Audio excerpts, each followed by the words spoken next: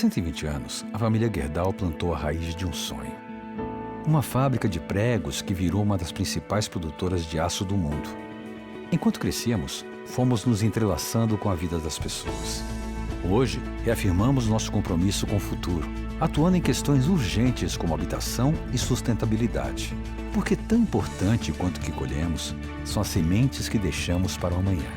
Gerdau 120 anos. O futuro se molda.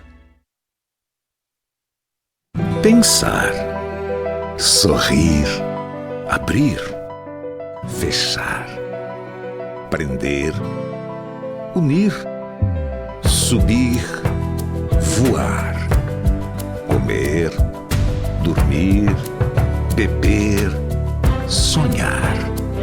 Aço é ação. Aço é ArcelorMittal, criando aços inteligentes para um mundo melhor.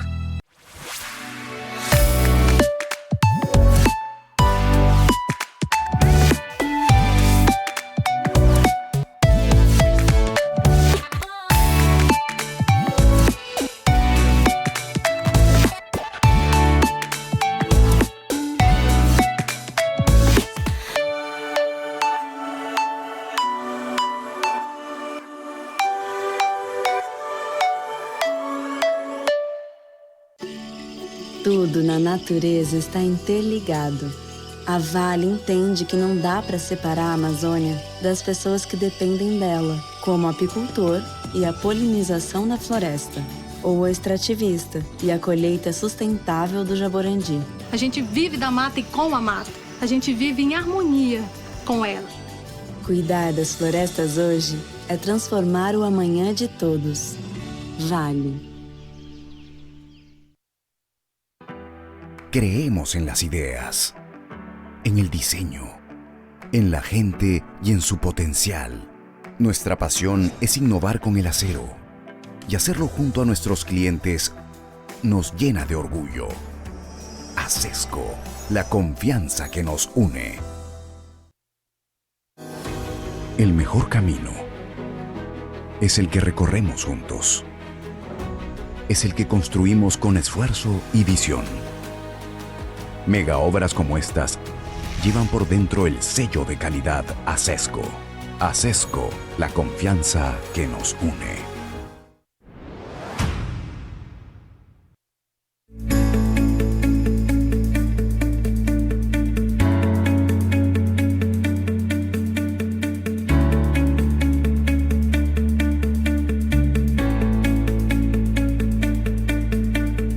CAP significa en Chile y el mundo acero de calidad. Acero producido con tecnología de punta y a partir de las mejores materias primas. Acero que sustenta el crecimiento de un país y que se hace presente en exigentes mercados internacionales. CAP Acero, conocida también como Compañía Siderúrgica Huachipato, está situada en Talcahuano, a 500 kilómetros de Santiago, en plena bahía de San Vicente. Su estratégica ubicación en la mitad de Chile continental, con terminal marítimo propio y conexiones viales y ferroviarias, favorecen su logística de recepción y despacho de productos. La empresa es parte del Grupo CAP, el principal productor de minerales de hierro y pellets en la costa americana del Pacífico, el mayor productor siderúrgico en Chile y el más importante procesador de acero del Cono Sur. La planta de Huachipato es la única siderúrgica integrada del país, dado que su proceso se inicia a partir de las materias primas básicas: mineral de hierro, carbón y caliza.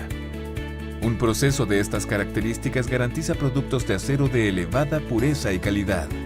En Chile, sus principales mercados son la minería, la industria y la construcción. Actualmente la empresa ha focalizado su negocio hacia la línea de productos largos.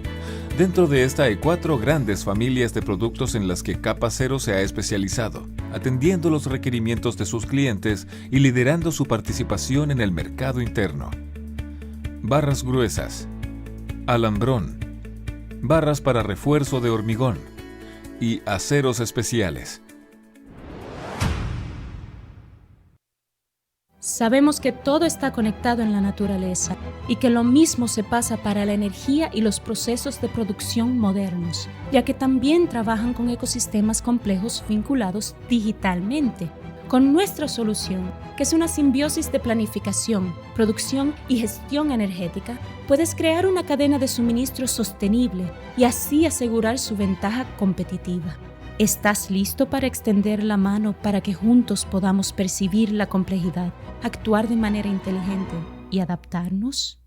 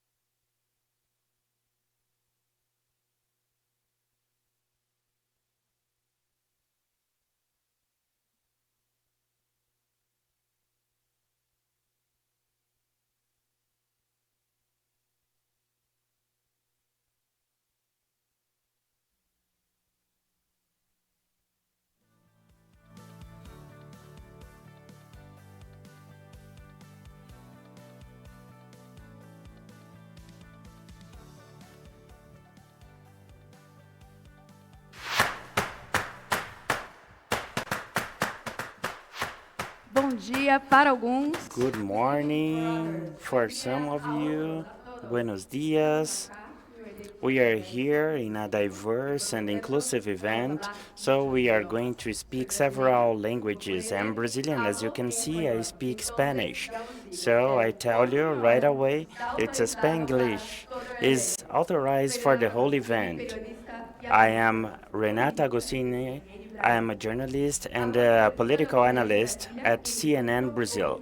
I do the coverage in Brasilia, and today I'm here in São Paulo to talk to you here at Alacero Summit 2021. Thank you very much for being with us. We start now the Alacero Annual Congress. Thank you all the members of the Latin America industry who are with us and our sponsors, ArcelorMittal, Gerdau, Ternio, Accenture, and Vale, among other ones. Mind you that throughout the event, it's going to be broadcast in Spanish, Portuguese, and English. You can select the channel on Vimeo or on the platform.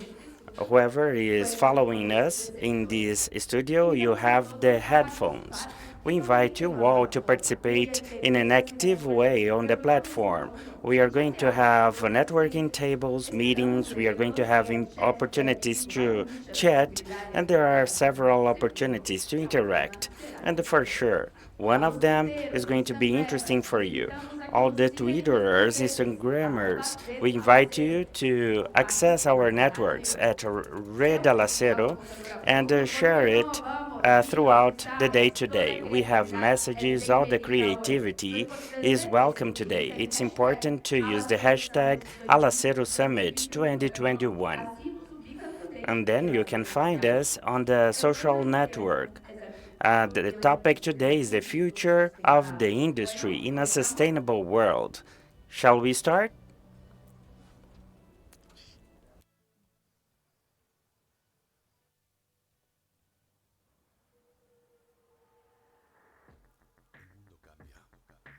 Si nosotros cambiamos. Mira bien. Todo está conectado. El futuro es verde, sustentable. Somos la industria que crece, potencia, transforma. Somos la comunidad que avanza hacia un mundo nuevo. El tuyo, el de ellos, el nuestro.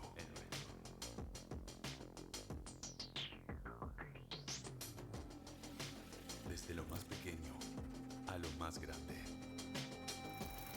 el acero nos conecta.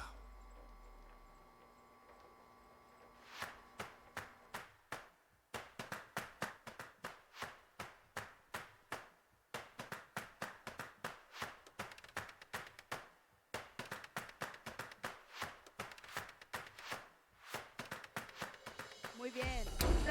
Oh, that's good. We have Alejandro Wagner, Alacero Executive Director, who will share an overview with us about the challenges and the possible paths for solution based on what we are going to see on these 2 days. Alejandro Wagner is industrial engineer and he has a master in business.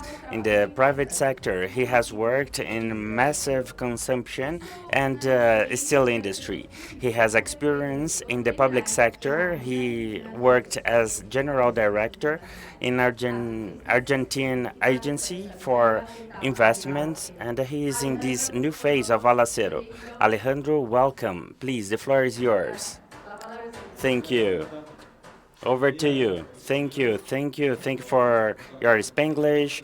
Thank you for being with us on this event. Everyone is welcome. Everyone who's here, who is connected in the office, at your homes. We are getting to the new normal, and we are looking at the steel industry from far away, but I'll talk about this side where I live in, and we would like to have a total in-person event. And undoubtedly, we are going to compensate this lack that we have of interacting with each other, and we are going to talk about a topic that is very current.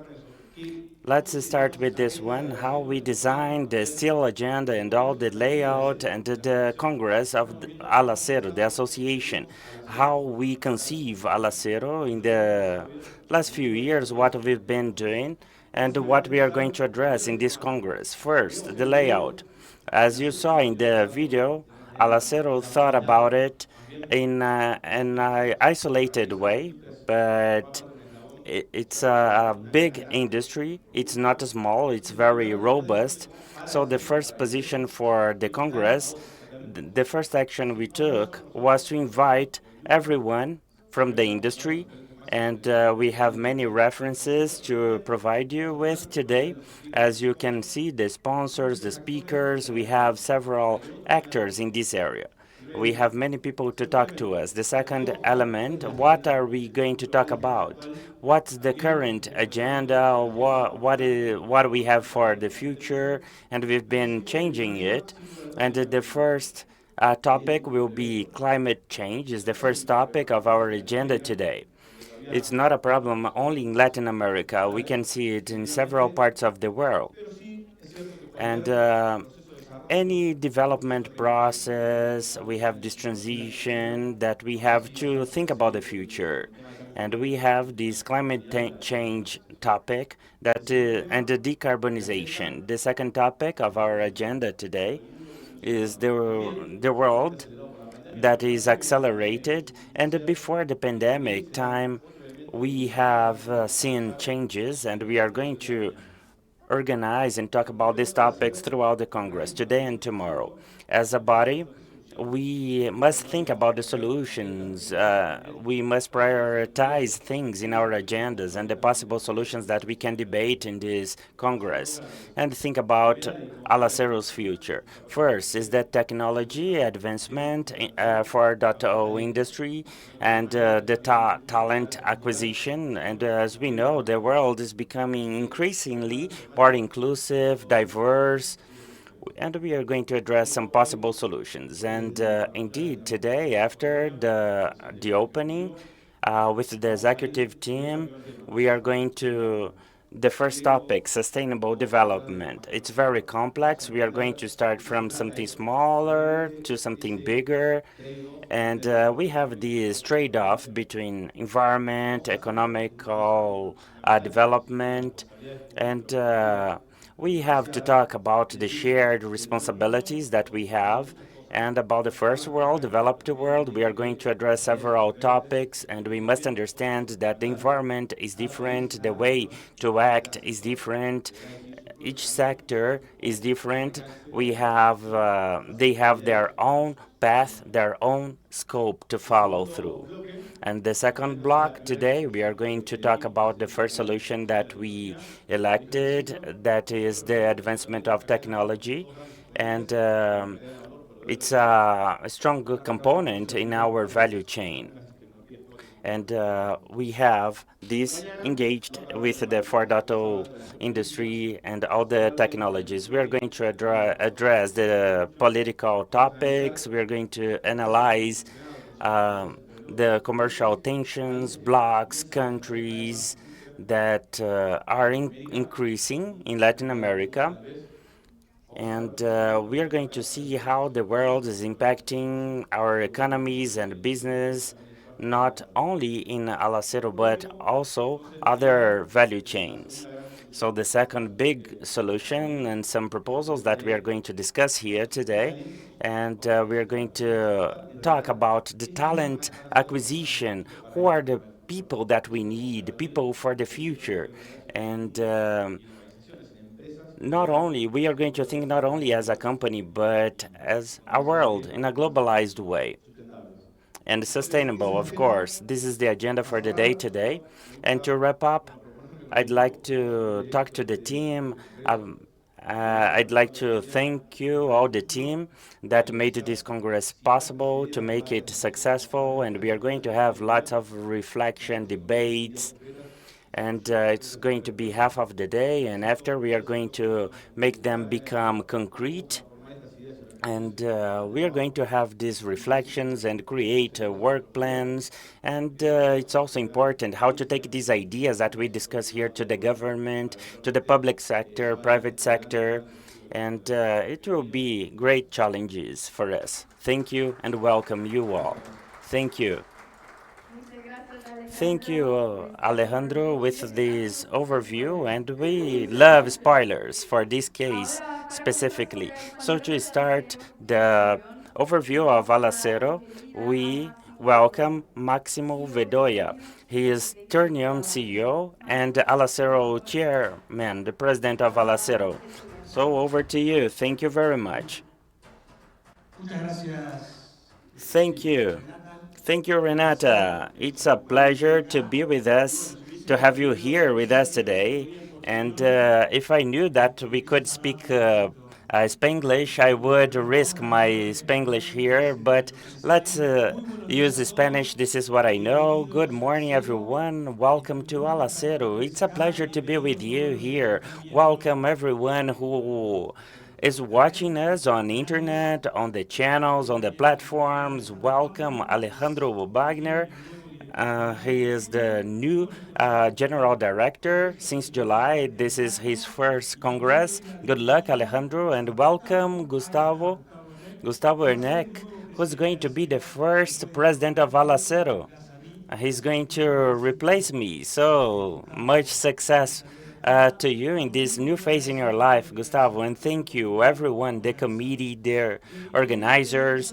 The event last year surmounted our expectation, and this time we extended this event to 2 days, not only one. It's hybrid. We have keynote speakers, international experts from our value chain to have a broad view of the future of the sector in our region. We have an agenda, as Alejandro said. We are going to talk about clean operations, the need to embody technologies that will support us throughout the way, and the importance of capturing the best talents for our industries with lots of diversity and inclusion. However, let me start by sharing with you a brief summary of what happened in these almost 2 years of pandemic, 2 years that were extremely hard for Latin America. Was really hard. We were really impacted by the pandemic, and it reached 8% compared to 3% of what happened throughout the world. Unemployment reached 11%, the highest index rate throughout many years.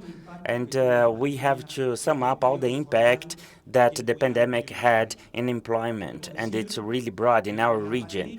That's to say that the pandemic in Latin America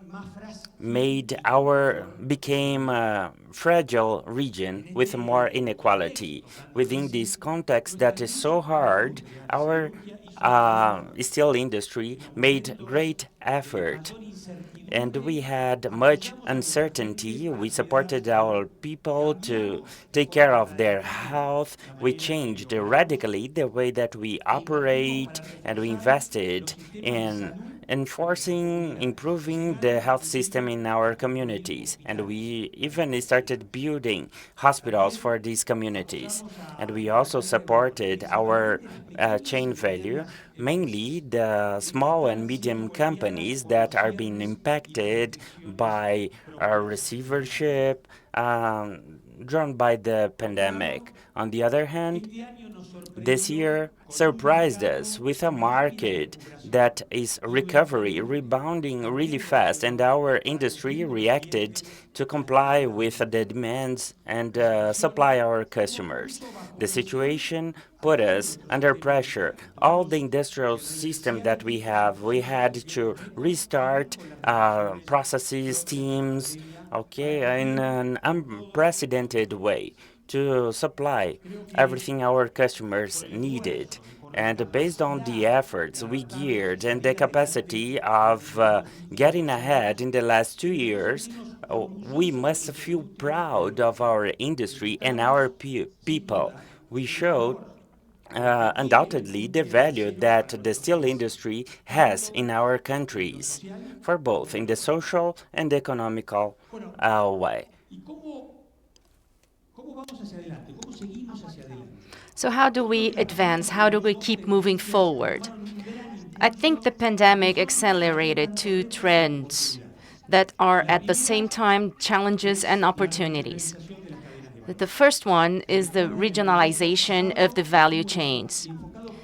Last Congress, if you remember, we had that as a base.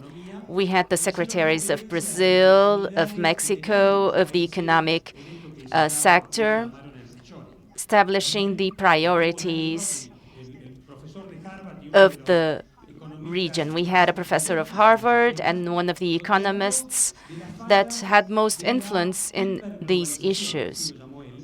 And so he talked about the problems, the hyperglobalization, and his conclusion was that education is important to compete in an economy where this global model is prevailing. The pandemic has increased the differences. The global supply chains showed us that there was a fragility. One of the examples of that considering the crisis of the is the car industry because of the lack of semiconductors. Because of that, what we have seen in the previous Congress is much more valid today. So we have a big opportunity, and we're creating opportunities so that we can approach these chains of value. One other thing that is much more relevant during the pandemic is climate change. Last week, the COP26 ended, so we dedicated a very important part of this Congress to that issue.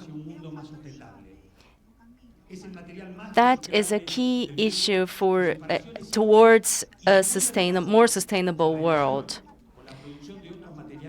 So the carbon footprint relating to the production of materials,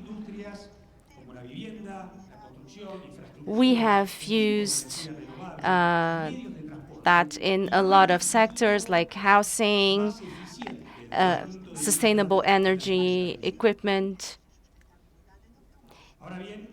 And there is no other option more sustainable than steel. But as an industry, we have a huge challenge ahead of us.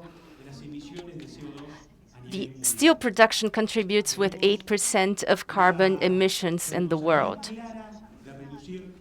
We have a huge responsibility of reducing our emissions, and we are paying attention to that. A lot of companies have already announced their reduction goals for 2030, and we are investing in optimization and energy efficiency.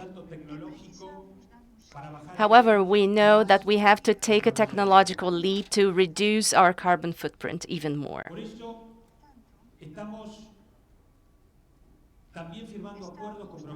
Therefore, we are also signing deals with suppliers and companies to develop alternatives of reduction of emissions and allocating resources into research and development for new products and technologies. One of those examples is the capture of CO2 with direct emissions, and that is commercialized in the healthcare sector. The use of biomethane that come from landfills is another example.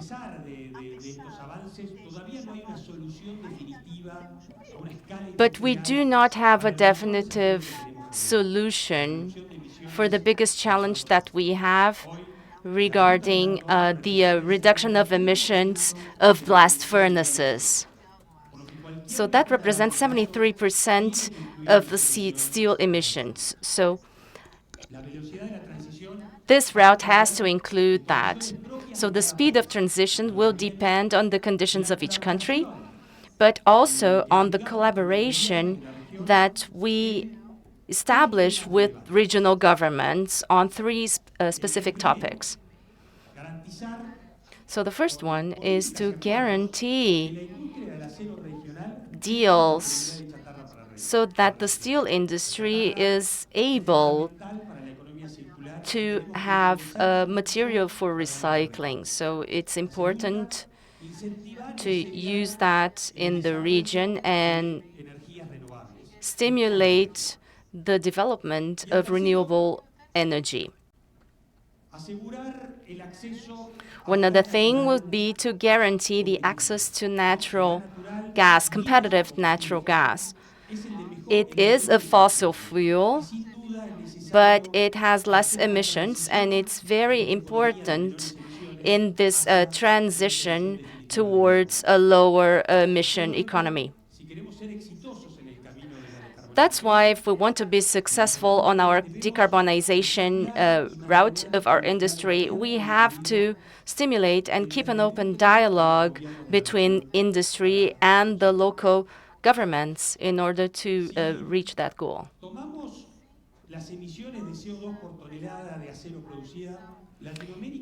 If we take the emissions of CO2, Latin America emits 25% less than China regarding tons emitted by the steel production. So the region has a natural potential for producing biomass and also renewable energy. This is an option for the production of green hydrogen that will be a reducing agent in the long run. Our challenge as a region is to develop that potential. The steel industry in Europe and Canada is already subsidized by the government to accelerate their decarbonization of plants through fiscal incentives so that they are able to invest in innovation and low-carbon technology. So in order to be competitive, we have to see which resources are available for the government to support us during that process. At Alacero, we work on those themes, and we will present at the end of this Congress a document to serve as a guide to seize those opportunities and how to deal with these challenges in the future. So I invite you all to read that guide so that the region really knows what is the path that we have to take for a steel industry in Latin America that is decarbonized in the future.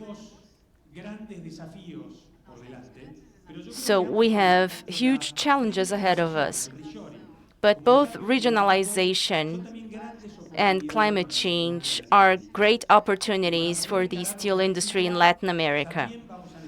And in order to do that successfully, we will have to capture better talents. And how are we going to acquire those talents?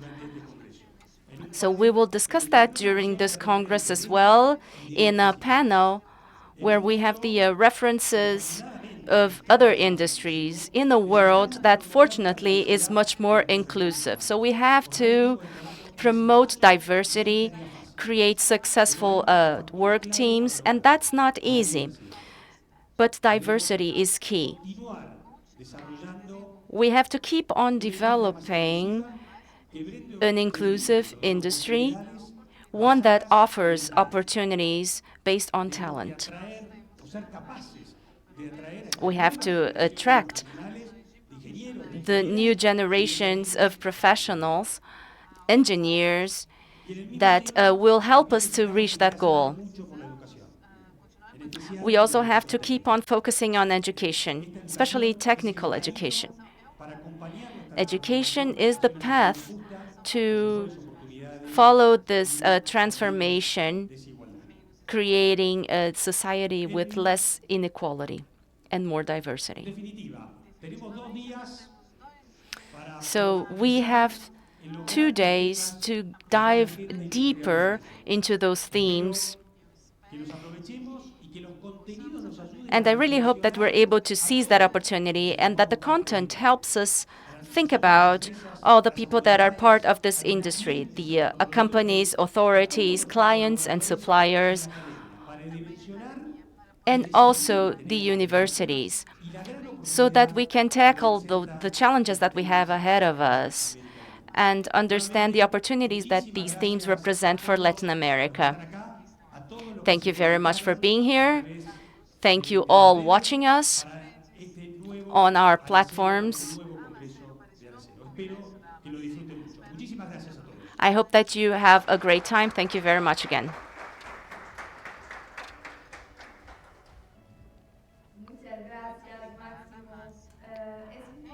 Maximo, thank you very much.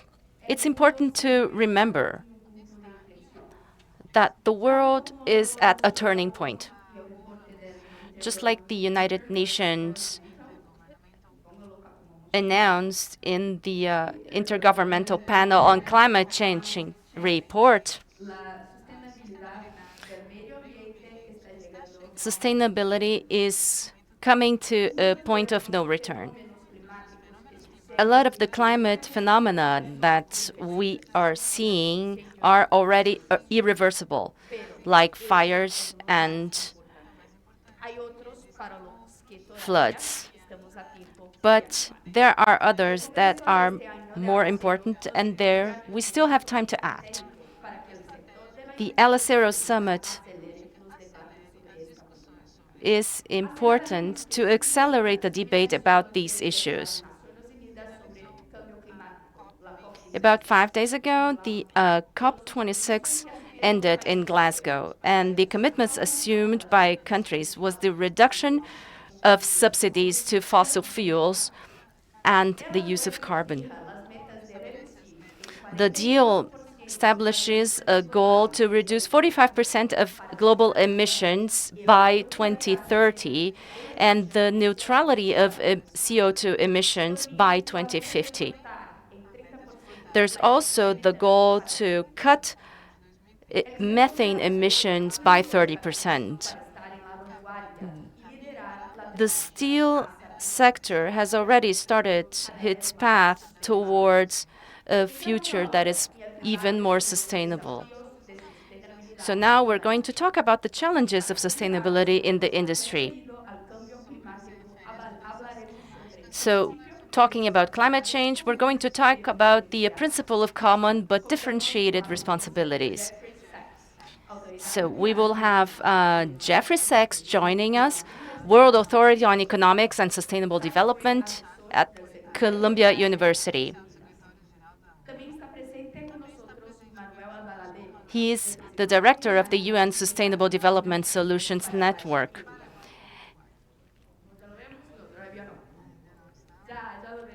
Okay, yes. And Manuel Albaladejo is also joining us, regional representative of UNIDO for Argentina, Chile, Paraguay, and Uruguay.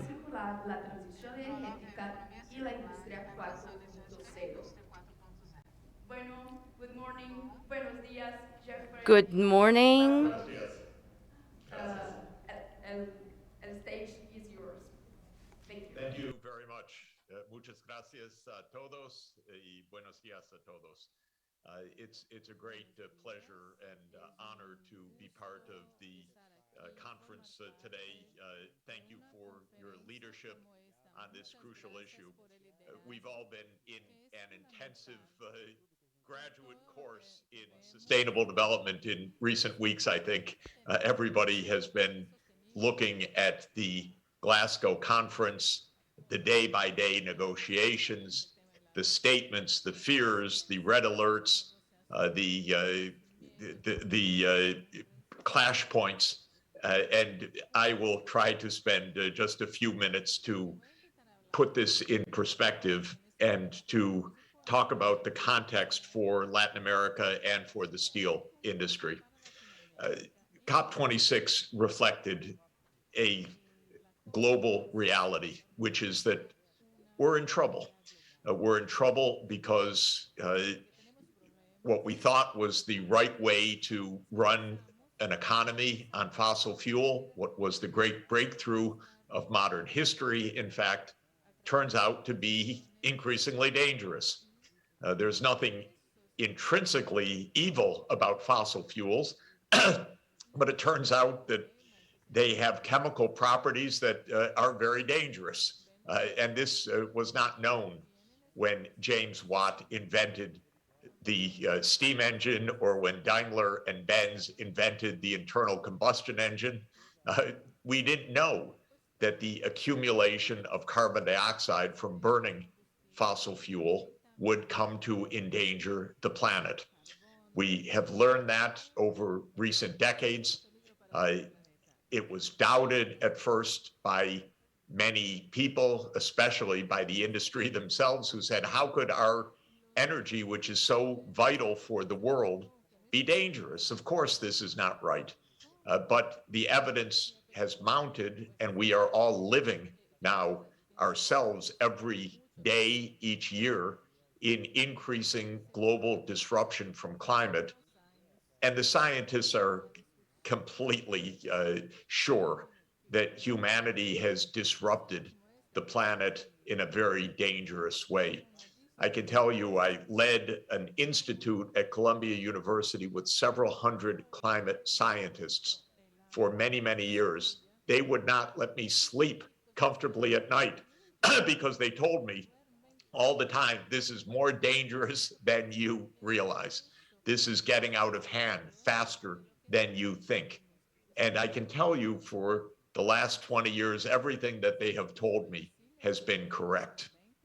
We are in trouble. So the world met in Glasgow, or I should say our governments, and I should say even in particular our diplomats met in Glasgow over the last couple of weeks. They didn't solve everything they needed to solve, but I think we can take some lessons from what happened. First, there is no going back on the need to decarbonize. This will intensify year after year because it's not based on theory, it's not based on particular interests. It's actually a reflection of a worldwide crisis. And that crisis is going to get worse, I'm sorry to tell you, year by year. We will have more heat waves, more droughts, more storms, more floods, more massive forest fires in the coming years because Earth will continue to warm quite rapidly, maybe at the rate of 0.3 degrees Celsius each decade, possibly even faster. And this means we could even hit the 1.5 degree Celsius limit, supposed limit, within a few years, within a decade. So this is why this issue is not going away. Second, you could see even countries you would not expect to make pledges to decarbonize did so. So Russia pledged to decarbonize. Saudi Arabia, of all countries, the center of world oil production, pledged to decarbonize. Most of the world pledged to decarbonize. Even the most resistant country in the conference, I would say, India, pledged to decarbonize by 2070. Too late, but they pledged to decarbonize. And the reason is, again, there's no denying the essentials on this. This was agreed. The conference concluded with lots of uncertainty and dissension, especially because the rich countries really are unfair, They caused the crisis. They promised to help pay for it. They don't pay for it. They're greedy. I'm talking about my own country first, by the way. The rich do not want to share. They do not want to contribute. They do not want to pay taxes. They run our politics in the United States. So this is the real reason why this conference had so much dissension, because the rich are incredibly greedy. But it doesn't mean that the climate crisis is going to go away. It means that it's going to intensify. And these battles of who's going to pay, how much the rich countries are going to contribute when these losses continue to mount, well, that fight definitely is going to continue. But I would say that have no doubt we're moving to decarbonization. And I think the conference is based completely on that theme correctly. Now, another thing we learned from the conference, our governments by and large don't know what to do. They're not very competent, actually, I'm sorry to say. They don't really have detailed plans. So they make pronouncements. Some of them made pronouncements without any plans at all. Some have made some plans. Most do not have detailed pathways to get to net zero. And there was a lot of rhetoric, well, the private sector will get there, or we put a carbon price on and then let the markets operate. This will not work. The world will not succeed unless there is proper public policy. And that's because the changes that are needed require massive decisions about land use, new power transmission systems, new allocations of public land in order to build renewable energy at a very large scale, at a very rapid rate. New decisions about hydrogen, which will be very important for the steel industry. All of that requires public policy. And those policies are not really in place in most of the world. Europe is in the lead.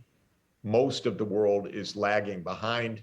In the United States, we're so pathetic that we can't get a vote through Congress right now on these things because we're still politically in the hands of the oil and gas industry.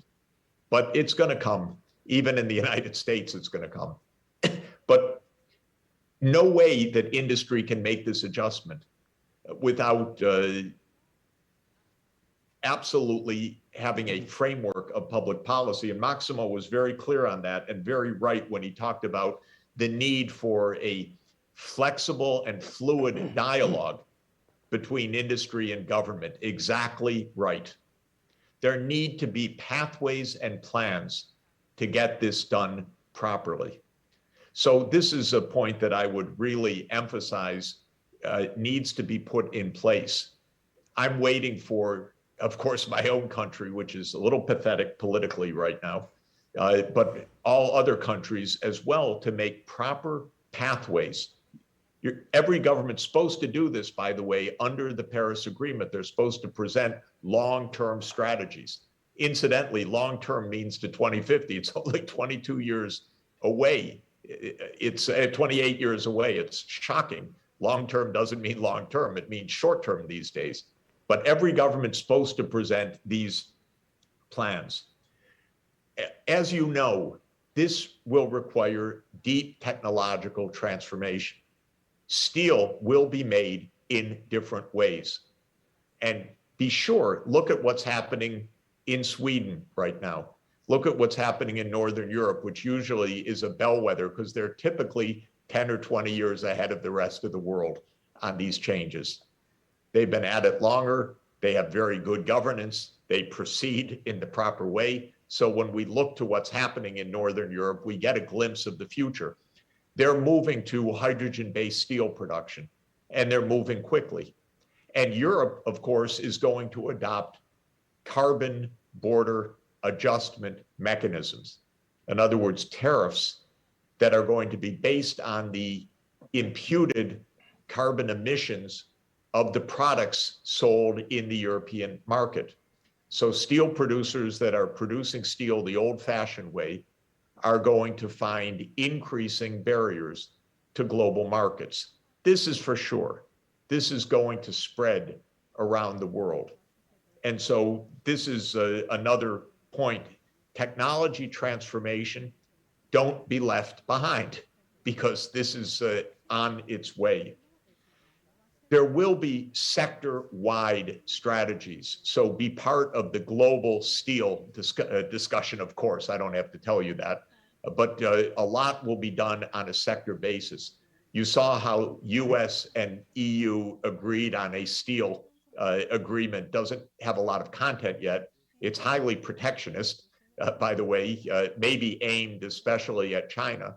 But eventually, the steel industry worldwide will coalesce around sector approaches for decarbonization to try to keep some kind of level playing field worldwide within the steel sector. So that's going to happen. Let me mention a few aspects.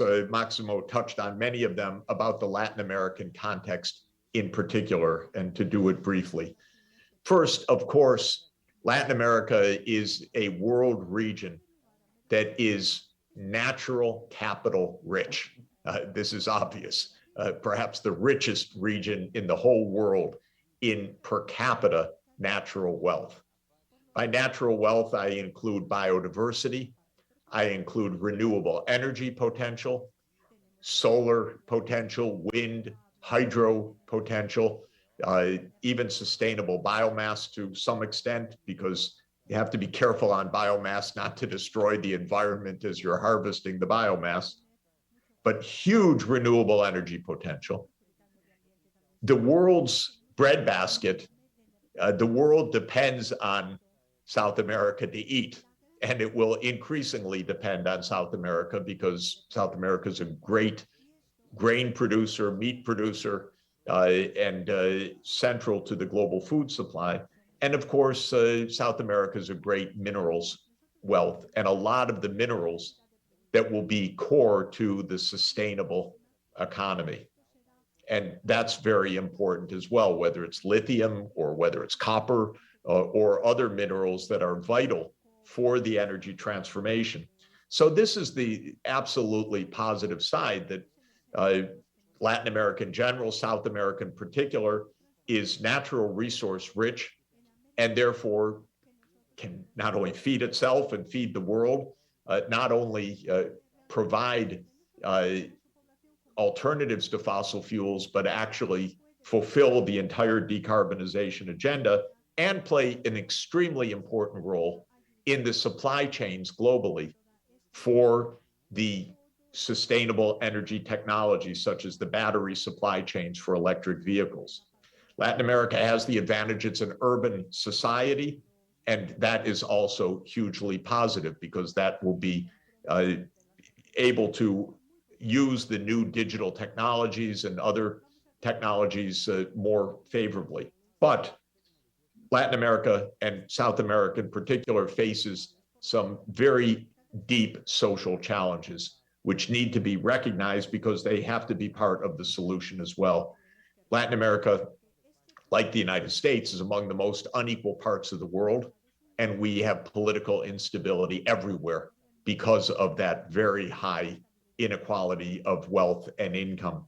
We need to attend to it. It's time. I think the evidence is clear. When you have a Gini coefficient of 0.5, as Latin American and South American countries do, you cannot have political stability. There will be swings between left and right and all sorts of problems. This is what the United States faces. We're not quite as unequal, but it's the inequality that leads to political disasters like Donald Trump. So that's one point. Second, education is not up to the challenge. And again, Maximo mentioned this, and I want to concur. Education is the single most important investment, even more important than renewable energy and other transformations. Get the children in school with quality education. Use every means available, augment it with online resources, ensure digital connectivity for all children, enhance the education.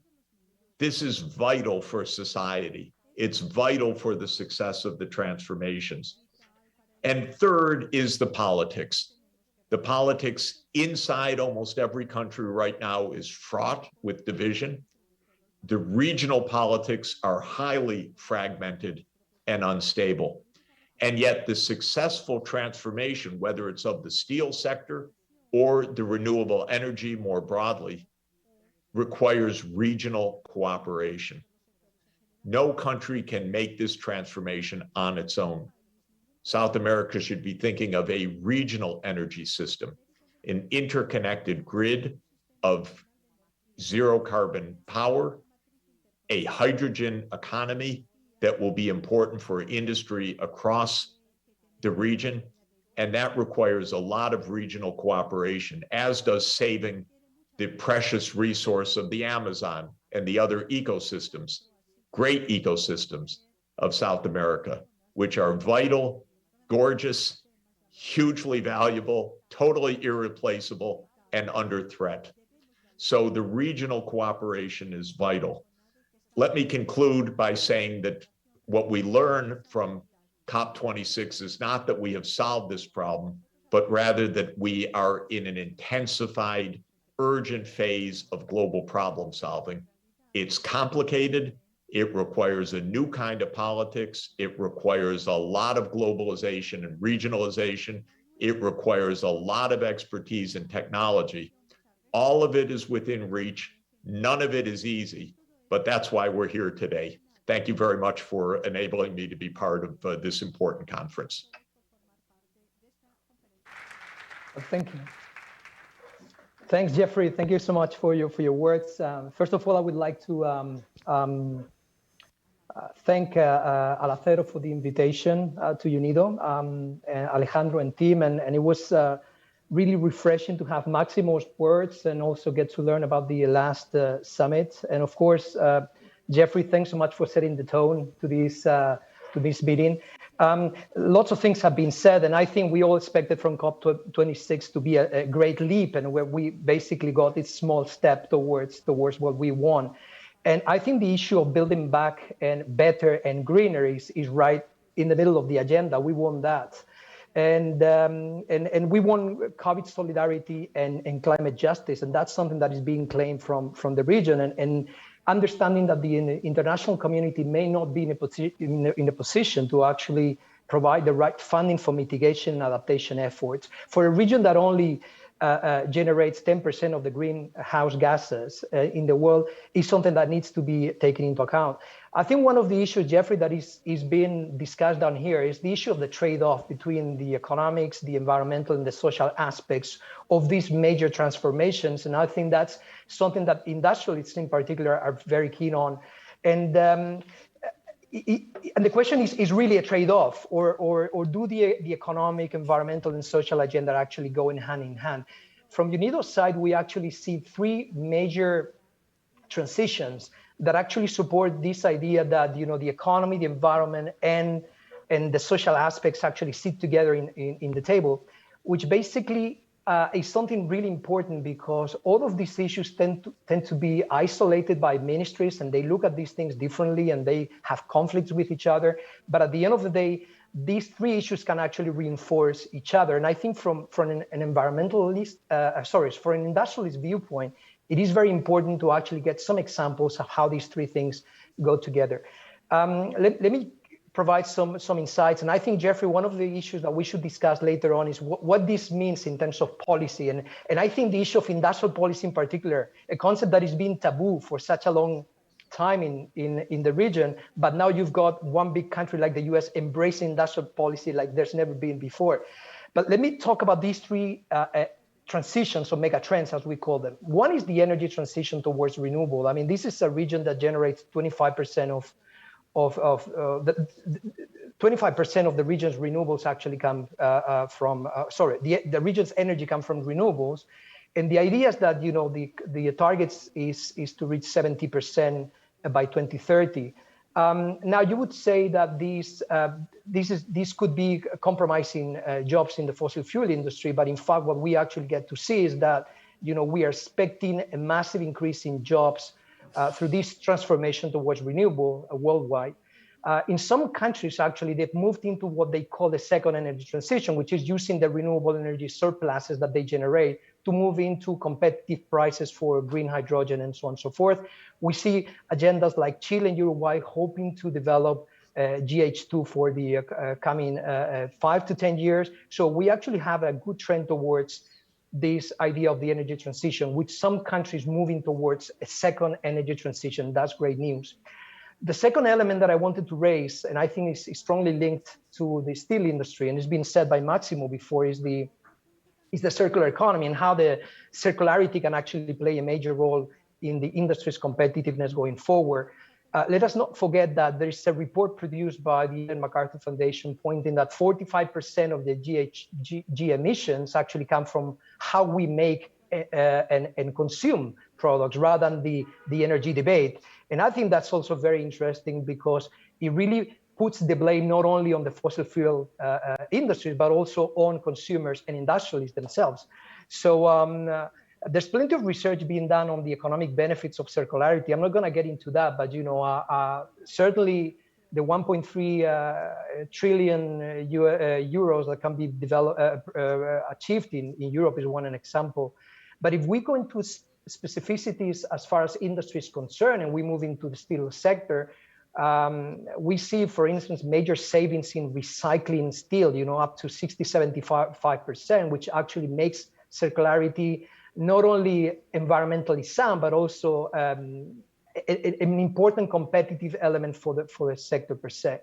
And the third point that I wanted to raise is the issue of Industry 4.0 technologies. I mean, we see Industry 4.0 technologies as a way to speed up these two green transitions, both energy and circular economy. Specifically, we see it in 3D printing, for instance, how it helps waste, designing out waste in the construction sector, which is extremely relevant for steel.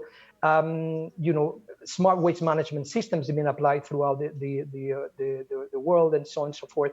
So these three transitions, they speak to the green sector in a sense that they speak to the decarbonization agenda, but at the same time we actually see that they can also bring economic and social benefits. Now, we haven't spoken about the short-term costs of this transition. All these transitions have short-term costs for long-term returns. But I think these are the sort of issues that we should be putting on the table on the different trade-offs. And I wanted to pick your brain, Jeffrey, just to continue the discussion on the policy space in which all these things can take place. Beyond the fact that we should be recognizing that the economic benefits and the social and environmental aspects go hand in hand. What sort of issues we should bring up in Latin America as far as policy is concerned? I think one issue is the return of industrial policy, and you've mentioned some of the elements of the old-fashioned policy, which is let us move into a skill development and research and development. Let's not forget that this is one of the regions with one of the lowest R&D spendings in the world. Only 0.7% of GDP, with a very small contribution from the private sector. But what are the sort of issues, Jeffrey, do you see for the policy space to push for this decarbonization in the region? Yeah, thanks, Manuel. And let me also pay a great tribute to UNIDO, which is really a great organization, UN Industrial Development Organization, which needs to be in the forefront right now. And I'm thrilled that we're going to be doing a project together. I lead a network of universities called the Sustainable Development Solutions Network, and UNIDO and SDSN will be co-hosting a new Council of Engineers for the energy transition. And all the points you just mentioned on the second energy transition, circular economy, Industry 4.0 technologies will be featured in this new council, which should be of service for every government. And of course, one of the aims is to help the UN to play the role that it can play. It is interesting, industrial policy. I think it's always been there, but rhetorically, the US denied it a lot, but hard to see how creating the internet economy wasn't an industrial policy. It started in our Defense Department, after all, with DARPA. And creating modern genomics was a project of the National Institutes of Health in the United States. We always said, oh, we don't have industrial policy, but the fact of the matter, there was a lot of it. But it was China really that I think grabbed the reins in 2014 with Made in China 2025, where they listed 10 top sectors. We're gonna reach the frontiers of that. That freaked out the American policymakers, by the way, and that opened up again explicit industrial policy in the United States. So President Biden's talking about, we need American supply chains for electric vehicles. We need American supply chains for all of these technologies. But I think the basic point is, when you're making a large-scale technology transformation, you need industrial policy, period. There's always government-led research and development that's needed. There's always public policy that needs to change. There's always early financing for demonstration that is important. And so industrial policy really is always there, even if you have a free market rhetoric. By the way, there was, of course, a famous Chilean finance minister more than 30 years ago who said, I don't care if we make transistor chips or potato chips, we're going to make chips. And I always thought that was wrong. I'd actually rather make transistor chips, microprocessors, and so on. Those countries that did have soared in progress. And I think the point is, you need to have a vision. We're going to get into that cutting edge technology. Now, as you said, Manuel, the level of R&D spending in Latin America is really substandard.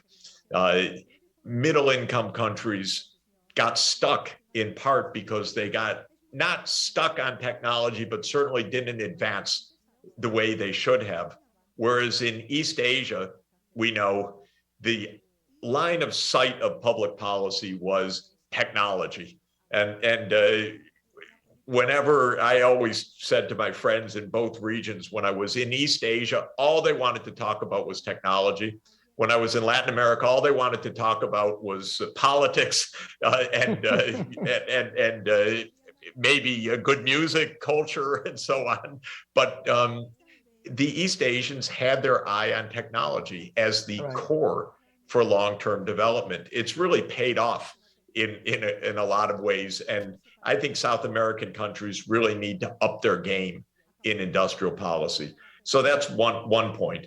Second, I think we need, one of the things that happened in the early 1990s was the US and the World Bank said, close down your planning ministries. We don't need planning anymore. We just need markets.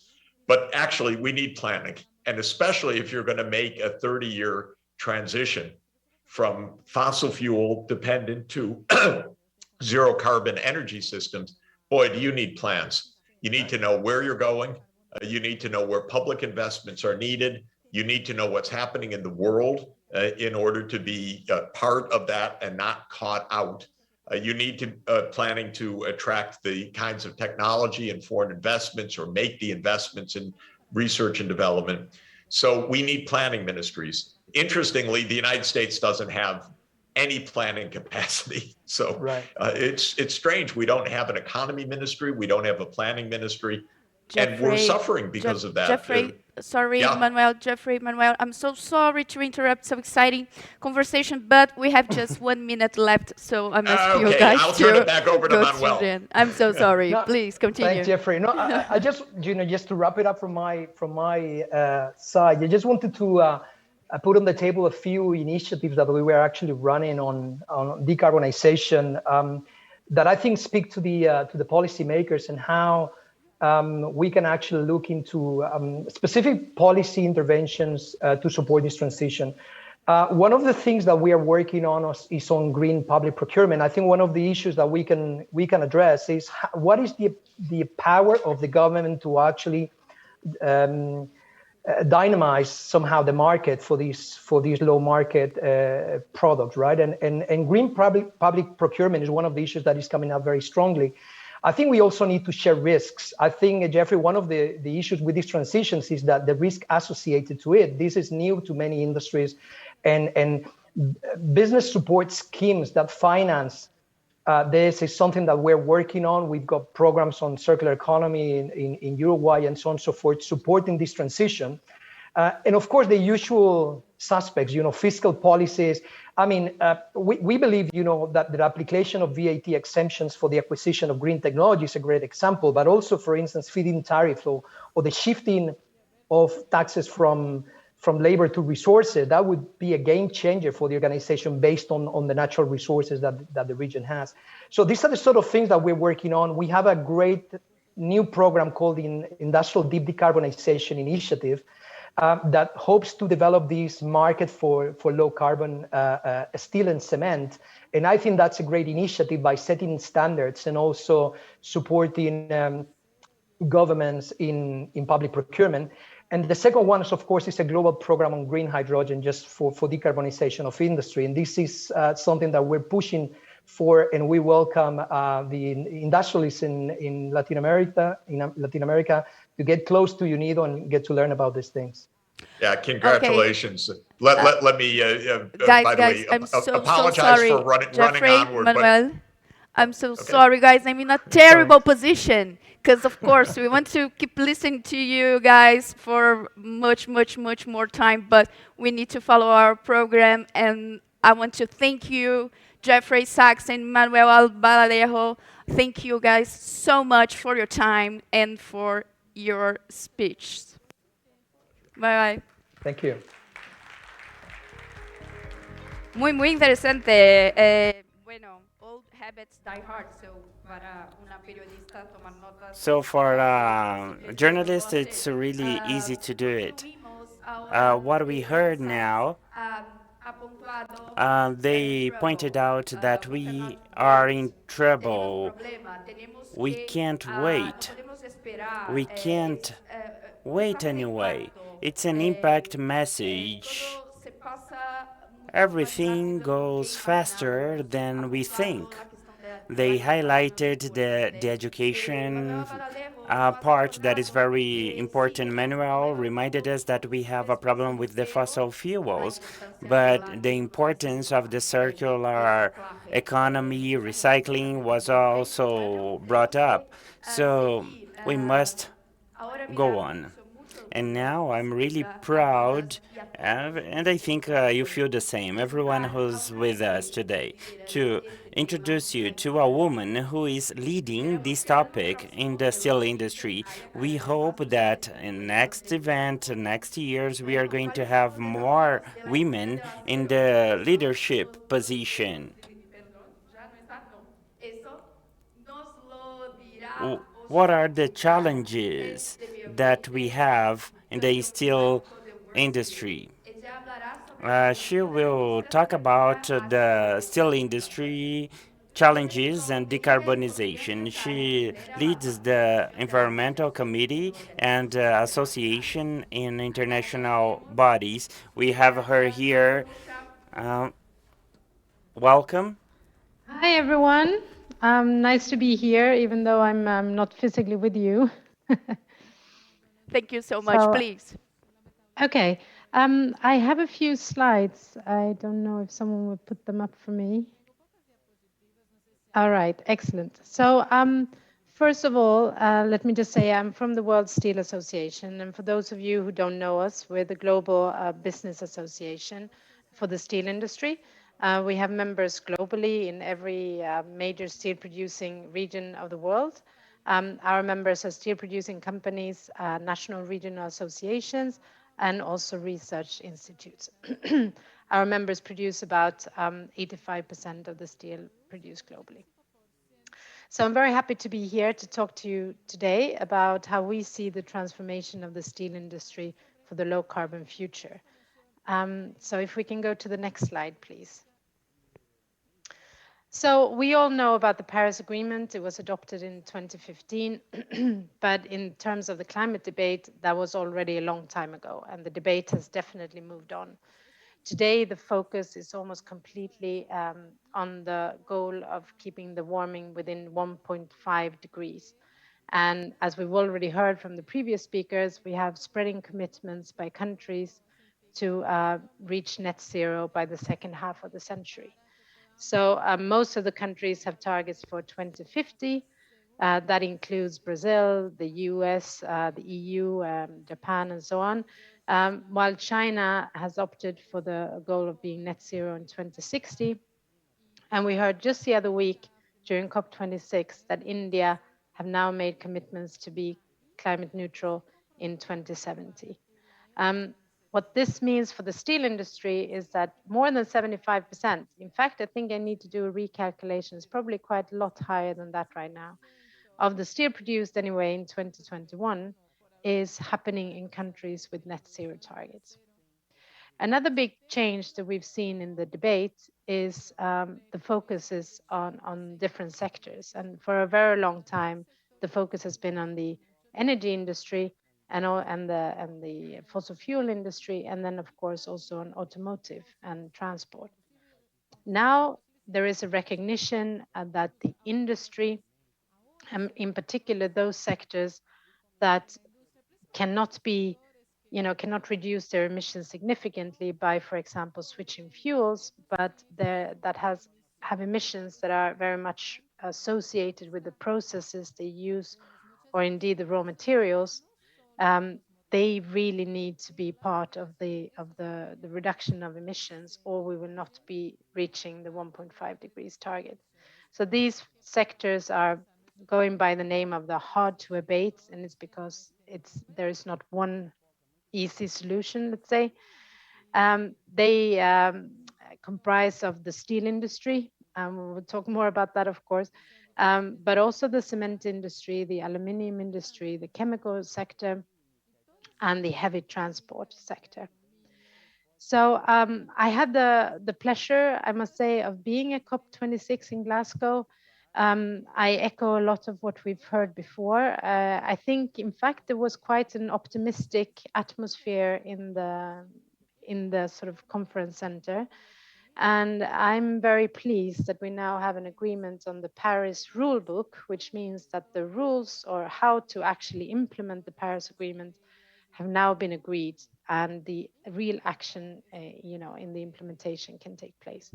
There were also a number of very important commitments made outside of the negotiations. We've already heard around methane and deforestation, for example, and actually a number of initiatives related to the steel industry as well. So without going into any detail on it, I would like to mention the Steel Breakthroughs, which is an initiative by the UK COP presidency, which aims to have low carbon, or they call it near zero carbon steel produced in all regions of the world by 2030.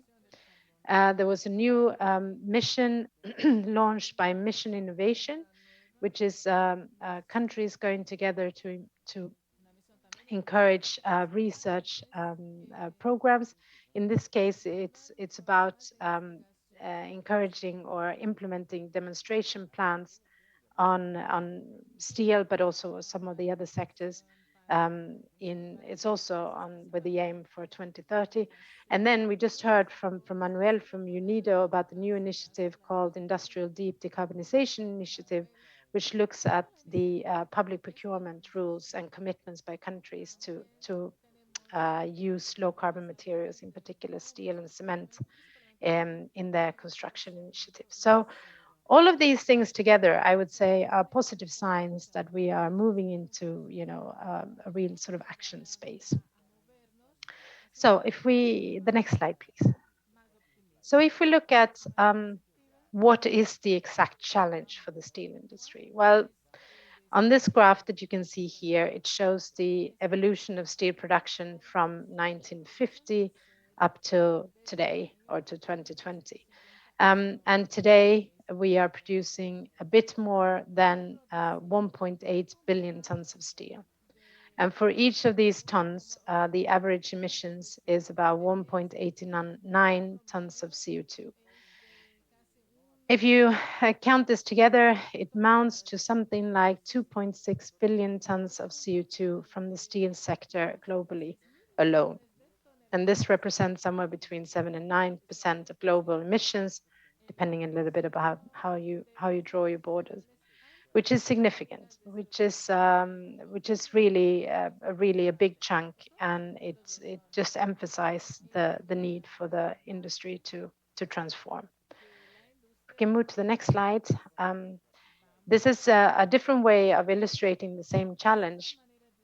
This is a slide or a graph taken from the International Energy Agency's Steel Technology Roadmap that they published about a year ago. And if you haven't had a look at it, I would encourage you to do so. It is a very thorough analysis of policy options, technology options, and so on, also with regional aspects to it. But what this graph shows you is that we are expecting the demand for steel to continue to grow over the coming decades, while at the same time the emissions from the production need to decrease significantly. There are different views on how much the demand might increase, how much the reductions need to go, and how fast or along which pathway. But I think it clearly shows the challenge. So we have an increase in demand, but significantly lower emissions. So if we go to the next slide, please. So what can we do about it? Well, thankfully, there are several things that we can do, some of which we can do immediately today. And I wanted to highlight some of them. The first one is increased efficiency. And we can increase our efficiency in production of steel. It's very important. As well, steel, we have a big program called Step Up, where we are engaging with our members to make sure, or to help them do the most of the equipments that they have. It's not always about having advanced technologies, but really about how you use them and how you implement them. The other part of efficiency is related to the whole supply chain, and we heard about the circular economy measures, and this is also, of course, really key. Can we use our co-products for benefits in other industries or to replace raw materials, for example, in the construction of roads? That helps reduce emissions somewhere else in the global system, and this is very powerful. The second lever is the increased use of scrap, and today, of course, all the scrap that is available is being used. Scrap has its own value. Every ton of scrap that is used is avoiding about 1.5 tons of CO2. So this is very important, but it's going to be even more important in the future. If you remember that graph of steel production that I just showed, in that graph, you could see that the steel production has about doubled in the last 2 decades. And since the average lifetime of steel containing goods is around 40 years, it means that in the coming decades, that steel will start coming back. It means that the availability of scrap is going to increase quite dramatically over the coming decades. And this is a great potential for reduction in the steelmaking itself. Both of these two things are extremely important and will be, achieve big reductions, but they won't take us all the way to where we need to be. And therefore, we absolutely need also deployment of breakthrough steelmaking technologies. And there as well, still, we believe that we need a portfolio of options that take local circumstances into account. If you go to the next slide, I will tell you a little bit about the different options that we see them. We believe that there are 3 main sort of categories of technologies. One is related to the use of carbon as a reductant, which is, of course, what we are using today. And this could be done as we do it today or in similar processes, but combined with carbon capture and storage or carbon capture and use. Or indeed, the fossil carbon that we use today could be replaced by biomass. Biomass, as we know, has its own challenges, but in some regions of the world, including Latin America, it can really be a powerful lever. And the second one that we hear a lot about today is to substitute carbon for hydrogen. This is also something that's being investigated in many places around the world, and it has sort of great potential. The third one is around using electricity directly through an electrolysis-based process, so similar to how we produce aluminium today. These technologies are at a lower TRL at the moment and will probably take more time to develop. But the other ones should be coming online in the first big-scale demonstration plants in the coming years. So a portfolio of technology options that could be deployed alone or in combination as local circumstances permit. We believe we will be needing all of these and as much of these as we can get. To the next slide, please. Okay, so focusing a little bit on what's happening in Latin America. The first point I wanted to make here is around circular economy, energy efficiency, and renewables, which I know that a lot of the companies are working on, of course. This is about using of the scrap, using of the co-products. And one of these examples is Tenaris Tamsa in Mexico, that have switched from pig iron to scrap as input in their production, and that have achieved big reduction in CO2. There's also efforts going on carbon capture and usage with the example of Ternium Mexico. In their direct reduction plant, they are collecting the CO2 and they are in fact selling it to the beverage and hospital industry for use in their processes. A third one is related to biomass, and this is of particular interest in Brazil, where both ArcelorMittal and Gerdau are using sustainable grown biomass to produce first charcoal and to then use that in their blast furnaces. Another interesting project to mention is for Ternium Brazil, that are using biomethane from the landfill in Rio de Janeiro to replace natural gas in their production processes. There are also activities around green hydrogen, and I'd like to mention 2 consortia in Argentina and Mexico that are looking at both the production, the transport, and the use of hydrogen. And last but not least in this list, I just wanted to mention that the president of Argentina, together with the CEO of mining company Fortescue, made an announcement at COP26 that they're building or they're investing in a big wind farm in the province of Rio Negro in Argentina, where all the power will be used to produce green hydrogen. And this is a major project that is coming online in 2028. So we see this as a decade of action. This is where all these projects are really going to kick off, and we're going to get the first proof, they were going to be proven at industrial scale. Very encouraging. What is going to happen after that, or what needs to be happening after that, is of course the implementation of these technologies and then the scale up, not just in Latin America, but globally in all regions of the world. And for this to happen... I'm so sorry to interrupt, just letting you know that we have 1 minute left. Okay, fine. This is my last slide, so excellent. So the enabling conditions that we need is, we've heard some of this from Jeffrey and Manuel before, but it's about a stable and supportive policy framework, which includes financing possibilities, but also the availability, the transport of low carbon resources and infrastructure. We need a demand for low carbon steel, for example, through green public procurement. And most importantly of all, and I would encourage all steel companies and everyone in the supply chains to create partnerships with governments throughout the supply chain to look at what is really needed, where should do we need to put their efforts in, and what is needed for this transition. So next slide, please. So this was a very, very short presentation, and I'm always happy to discuss this. So if anyone would like to contact me afterwards, feel free to do so. It was a pleasure to be here, and I look forward to the rest of the conference. Thank you very much. Thank you so much, Osha. Thank you so much. A pleasure listening to you and all your ideas. Thank you so much. Have a good day. Lo que oímos ahora de Osha, muy interesante porque habla como el tamaño del desafío. Nos ha hablado. It was very interesting to listen to the challenges. So we understand that demand has to be high, but we also have to work on low carbon production. So we have to develop new technologies and have a portfolio that includes and considers whatever happens locally. So that's very, very interesting.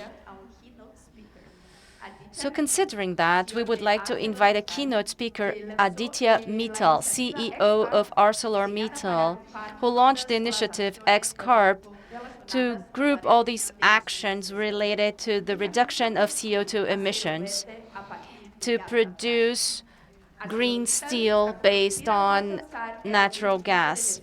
ArcelorMittal is compromised to reach decarbonization by 2050 based on the Paris Agreement, with a reduction by 25% by 2030. Aditya's presence here is fundamental for the steel community and also for the challenges that we all have, because he believes that climate change is the main strategic theme for ArcelorMittal, so that the company is a leader in the decarbonization of the steel industry. So we would like to invite Maximo Bedoya and Alejandro Wagner to talk with Aditya about these subjects and much more. Welcome. Thank you so much. So Aditya, thank you very much. It's really a pleasure to have you here. And I don't know if you have been seeing, but Renata have us here with very time control. So I'm going to start right off. Nice to see all of you. Good afternoon. And that's Maximo speaking, right? Yeah, here. Yes. You're not seeing me. I'm sorry.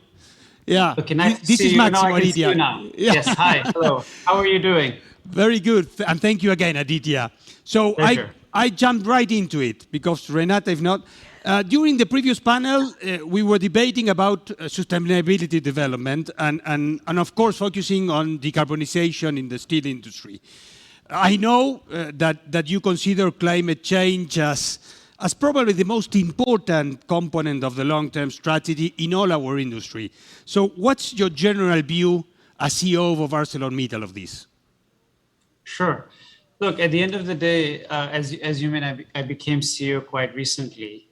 And when you looked out at the world, climate is the biggest challenge facing this generation.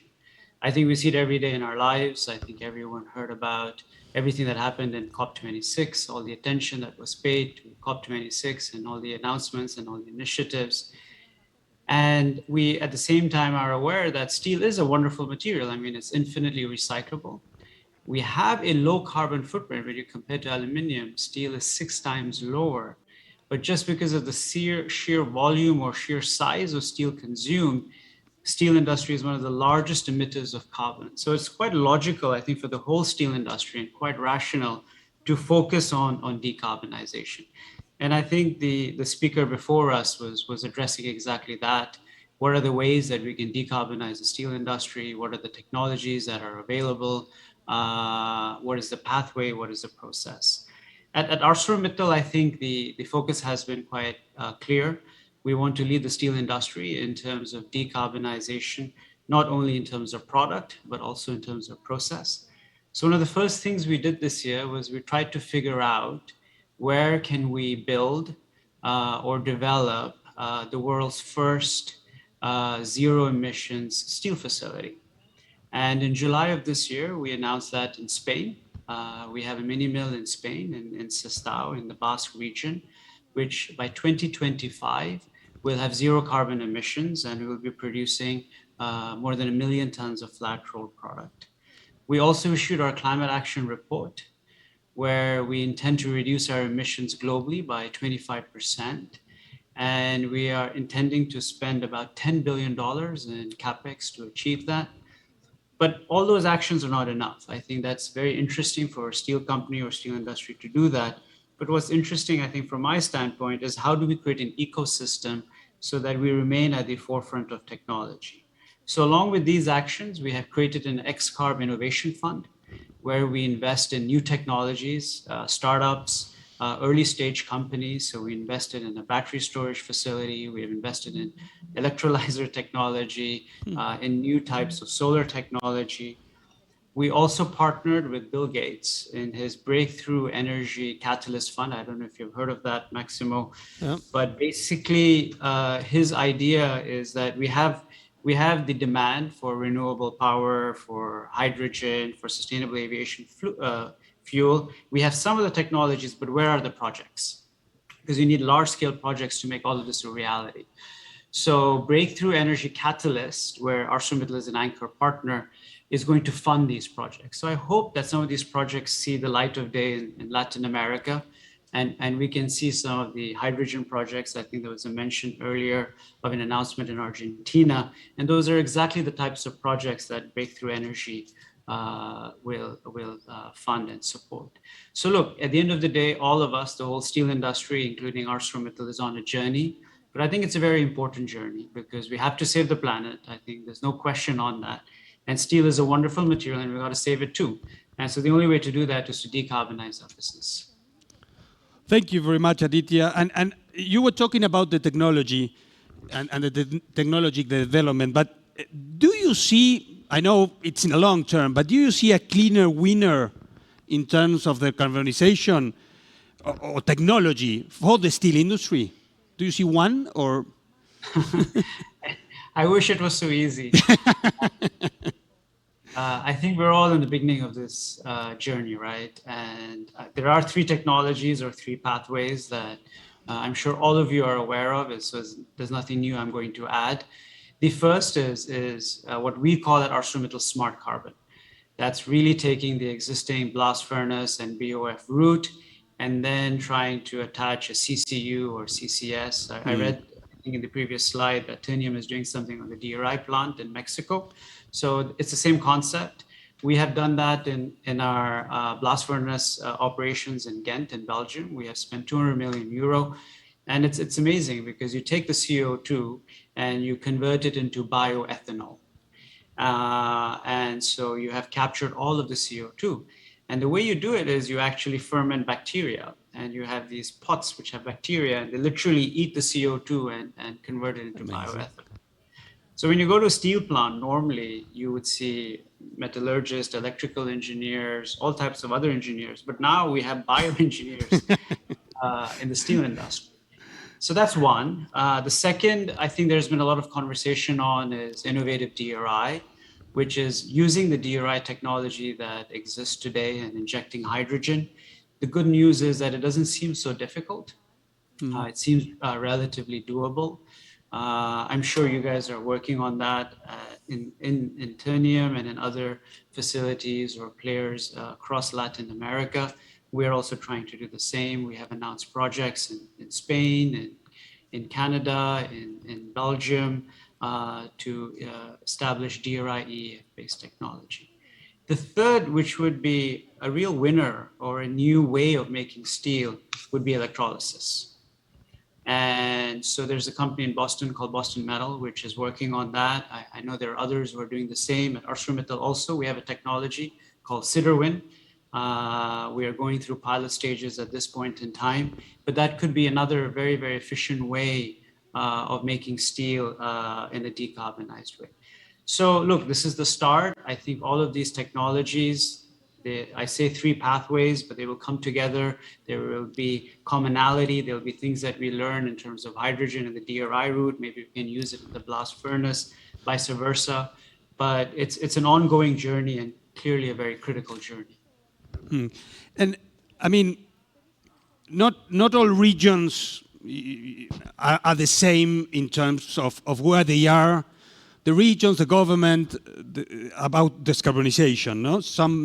Some are going forward at a much faster pace. Others have more resources. But as you are the head of a global business, how you challenge these differences in the decarbonization issue? Yeah, in different regions? Yeah, an excellent question. So listen, we're all in the steel business, so we all know that we want a level playing field. What do I mean by level playing field? We want fair competition. We don't want our markets to be dumped. We don't want our markets to be subsidized. We don't want to have costs which the importer does not have. So what does that mean in terms of decarbonization? It means ideally a global carbon price, right? So that everyone pays the same carbon price, and then as you develop your technology, you develop your capability, obviously the more efficient producer wins, and the producer with the lower carbon footprint. Absent that, when some regions have carbon pricing, like for example, Europe, what you need to do is set up a carbon border adjustment. And so I think in regions which are moving at much faster pace, they need a carbon border adjustment so that the existing steel producers can continue their decarbonization route. I think in regions which are not moving as fast, which may not have a carbon price at this point in time because they are still a developing nation, they still need to grow their business, grow demand of steel. I think there is room to advocate for policy in which there can be quick wins. How can we increase the efficiency? How can we develop technologies without a significant carbon price to at least begin and start on a decarb journey? So I would describe the world as in 2 speeds. One, where there's regulation certainty. I think in those regions, there's definitely a need to accelerate your decarbonization journey. In the regions where you have regulatory uncertainty, I don't think you do nothing. You definitely have to move, but maybe not at the same speed. Very clear, Aditya. Let's move a little bit away from decarbonization, but still talking about sustainability. One of the themes of this conference is the evolution of work toward a more increasingly diverse and inclusive work. And I know you're doing a lot of things about it in ArcelorMittal, so why don't you tell us about this, Aditya? Sure. Look, I think you almost know our strategy because when we go through our strategy, the highest priority obviously is safety, followed by climate. And the third thing we've talked about is diversity, right? I think in terms of diversity, we do quite well because we are a global company. So if you come to a meeting in ArcelorMittal, you will always find lots of nationalities. Like in our management committee, there are about 10 nationalities. So it's, in that sense, we're diverse, but where we're not diverse enough is clearly on gender. On gender, what we have talked about is doubling the amount of women in ArcelorMittal in our management teams. Our management committee, which I talked about earlier, last year had no women on it, and this year has 2 women. So clearly we need to move, we need to do better. And I find the whole discussion very refreshing and very motivating. I think as we improve gender representation and as we double the amount of women in our management, I think people will be more motivated, they'll be more passionate, we will attract more talent. I think we'll have better idea generation. And overall, the organization will do very well. But I think the key in the whole diversity discussion is the I in it. So, when we talk about diversity, we talk about D and I, and that is inclusivity. So as we have these goals as a company to double the amount of women in management, we also need to make sure that we have an inclusive culture.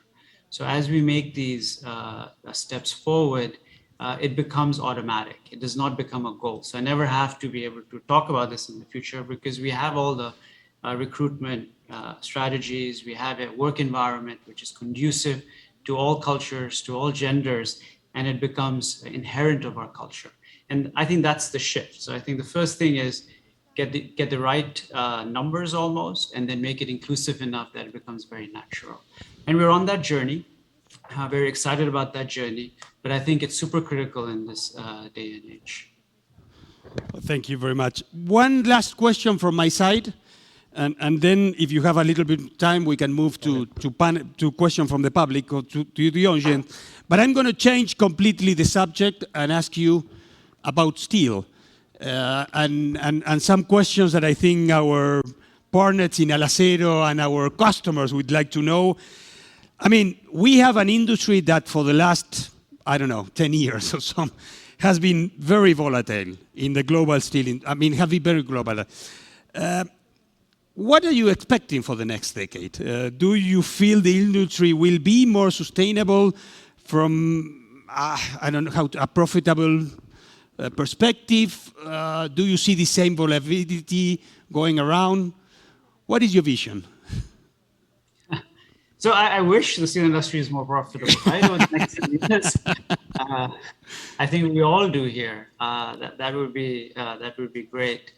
But we all have been in the steel industry for many years. The steel industry is inherently volatile. It is very cyclical. That's the nature of our business. And we have to survive in terms of that cyclicality and do well. But I would say that, hopefully I'm not wrong, but I am actually cautiously optimistic on the next 10 years. I think the last 10 years were clearly difficult. We had multiple crises on a global basis. I think the next 10 years will be different, not because we won't have crises, I'm sure we will, but I think it will be different for a few factors. I think we were talking about steel because we were talking about climate, and steel has a huge role to play in the whole climate discussion. And I think that connects to your question, because at the end of the day, as we transition the world and we decarbonize its energy grid, there will be more demand for steel. Right? Whether it's in solar or in wind or in hydrogen electrolyzers or pipelines, you name it. As we transition to a decarbonized world, there will be increased demand for these products. Maybe the whole car fleet will regenerate, and so you'll have more automotive steel demand, et cetera, et cetera. So I think that's a net positive for us as we look out for the next 10 years. I think the other bugbear in the steel business, as we all know, is supply of steel, right? That keeps on growing faster than demand. But perhaps people will be focused on how they decarbonize. And because capital is always limited, maybe some of the capital that would be used to grow is invested in decarbonization activity. And so therefore, if you have an environment in which supply remains positive, demand doesn't grow as fast, the next 10 years should be more positive. I think we see that happening in China today. So if you look at China post-COVID, you can see that China has not grown its production so rapidly. It is very focused on the CO2 emissions of its domestic steel industry. Exports have been reduced. And on top of it, the government has removed all the export rebates. So clearly focused on ensuring that the Chinese steel industry does not have the type of export presence it had in the past. So I think all those developments are very, very important. But again, I think Maxima, as you heard from the whole discussion we've had and the previous presentation, I think the real opportunity here is to make zero emission steel. I think that's the direction the world is going. And the faster we all move towards that, I think the better off we will be. Great. Very clear. And I hope you're right too, to be So if you have some time, Alejandro, I think we have a question from the audience. Yes. Are you hearing me? Yeah. Yes, I can hear you, Alessandro. Hi, Itia. Pleasure to have you here. This is Alejandro Wagner speaking, General Director from Alacero. Nice to meet you. Thank you for joining us. We have many questions from the audience. We have almost 30,000 people hearing us from all around Latin America, so it's interesting to read the questions, but I will pick some of them.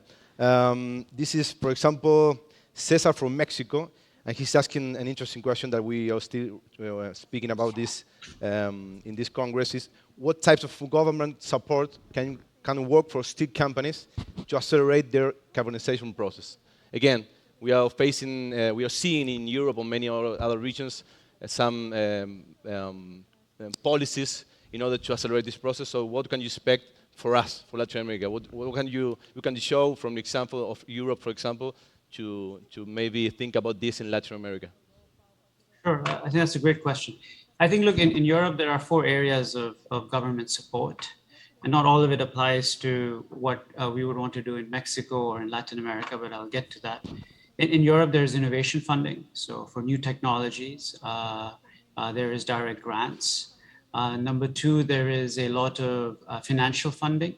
So for big projects, there is financing provided at low cost. They do this through the European Investment Bank. The third area of focus, which I think is perhaps the most important, is how do you create a level playing field? And I think that is most critical for the steel industry sustainability, and that is making sure that the carbon cost within, let's say in this case, Europe, matches the carbon cost of an importer. So there's a lot of discussion in Europe on a carbon border adjustment mechanism.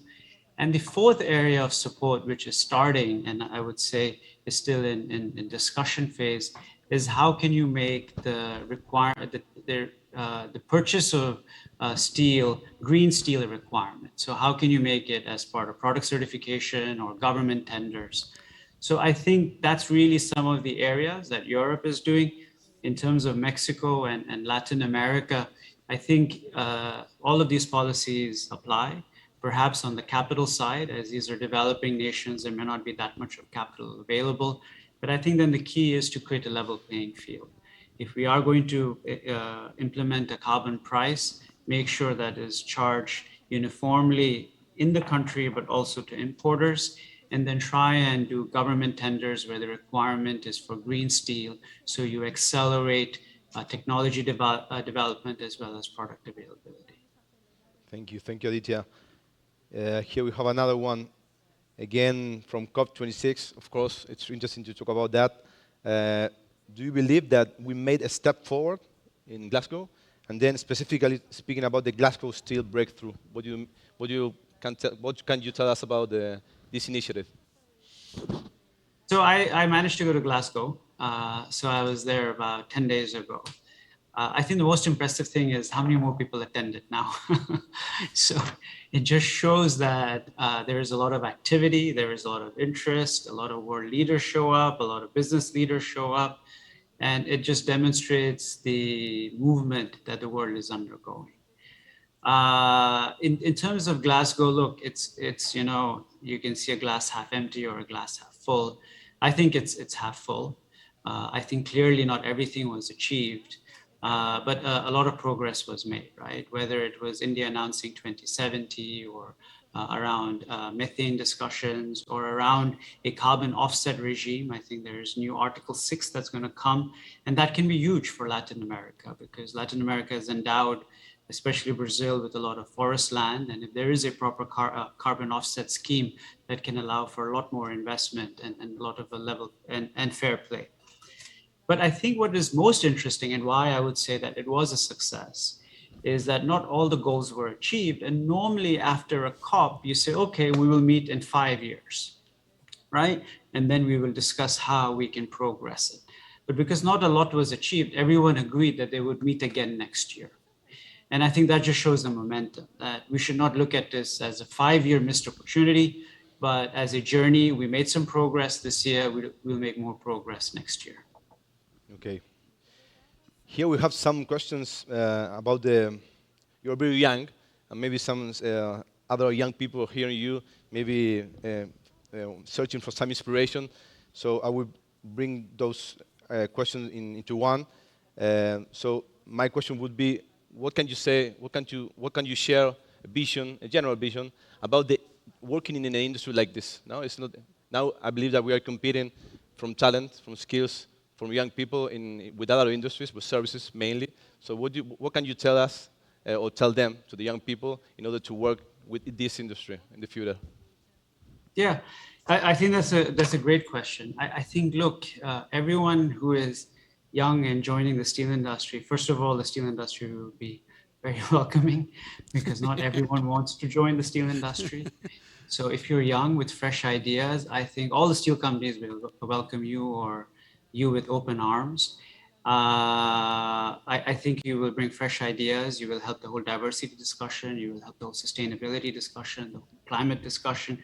And we're looking for multi-talented people. Like I talked about the example of bioengineers. Yeah. And it's very interesting, your question, because when Maximo was asking about sustainability and diversity and inclusion, one of the things that I think about, and I appreciate your comments on my youth, but how do I remain connected to young people? Because I've been in the steel industry now for 24 years, and I want to be able to connect to the young people and hear from them exactly what are their ideas, their vision, because we have a generation shift. And it's very important to appreciate what they bring to the table. So I think to everyone who is young, number one, the steel industry will be very welcoming. The steel industry is much cleaner than you think it is, honestly. The steel industry is going to become much more diverse than it is today. And number four, as you are young and you have new ideas, I think we all have an obligation to capitalize on that and use that as an asset. So that's my key message, that please join us and you will love the journey. I mean, I think anyone who's in the steel business knows that once you join steel, it's very hard to leave it. So it's a fascinating, fun place to work. Thank you, Aditya.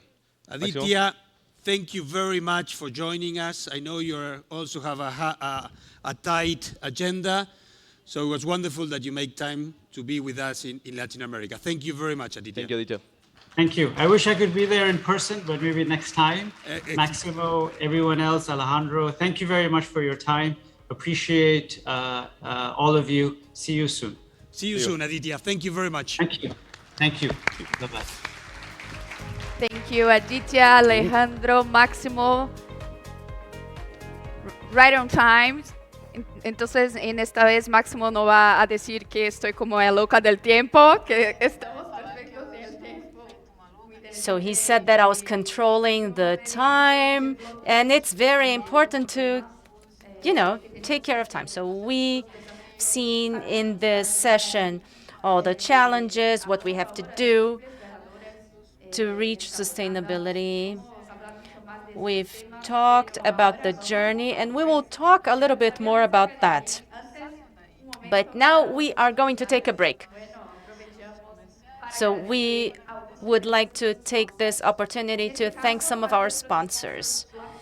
So we have our silver sponsors, Sesco, CAP, PSI, Sherwin-Williams, and Tenova. We also have our bronze sponsors, Outland, Calera San Juan, Danieli, NLX, Rimagnesita, Sidersa, and Usiminas. Thank you all watching from home. We have over 2,000 people watching us right now.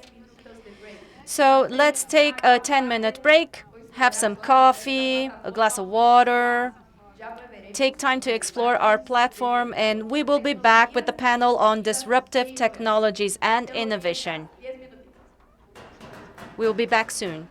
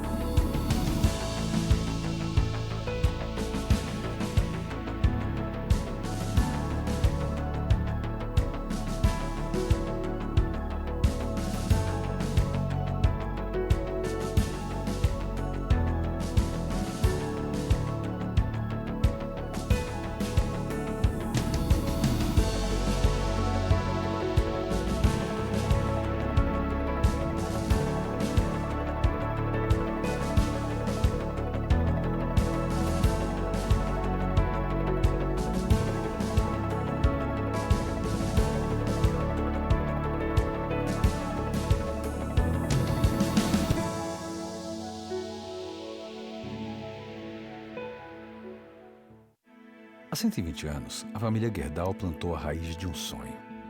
Uma fábrica de pregos que virou uma das principais produtoras de aço do mundo. Enquanto crescíamos, fomos nos entrelaçando com a vida das pessoas. Hoje, reafirmamos nosso compromisso com o futuro, atuando em questões urgentes como habitação e sustentabilidade. Porque tão importante quanto o que colhemos são as sementes que deixamos para o amanhã. Gerdau 120 anos. O futuro se molda. Pensar, sorrir, abrir, fechar, prender, unir, subir, voar, comer, dormir, beber, sonhar. Aço é ação. Aço é ArcelorMittal, criando aços inteligentes para um mundo melhor.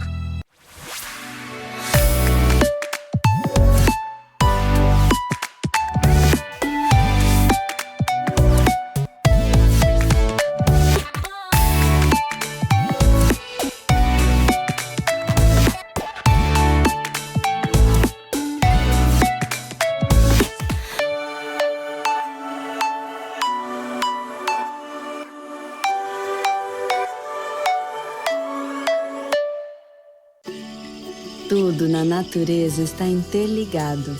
A Vale entende que não dá para separar a Amazônia das pessoas que dependem dela, como o apicultor e a polinização da floresta, ou o extrativista e a colheita sustentável do jaborandi. A gente vive da mata e com a mata. A gente vive em harmonia com ela. Cuidar das florestas hoje é transformar o amanhã de todos. Vale. Creemos en las ideas, en el diseño, en la gente y en su potencial. Nuestra pasión es innovar con el acero y hacerlo junto a nuestros clientes nos llena de orgullo. Acesco, la confianza que nos une. El mejor camino es el que recorremos juntos. Es el que construimos con esfuerzo y visión. Mega obras como estas llevan por dentro el sello de calidad Acesco. Acesco, la confianza que nos une.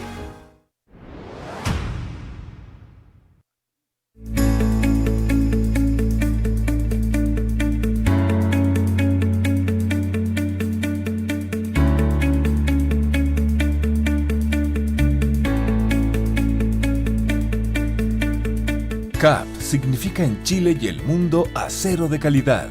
Acero producido con tecnología de punta y a partir de las mejores materias primas. Acero que sustenta el crecimiento de un país y que se hace presente en exigentes mercados internacionales. CAP Acero, conocida también como Compañía Siderúrgica Huachipato, está situada en Talcahuano, a 500 kilómetros de Santiago, en plena bahía de San Vicente.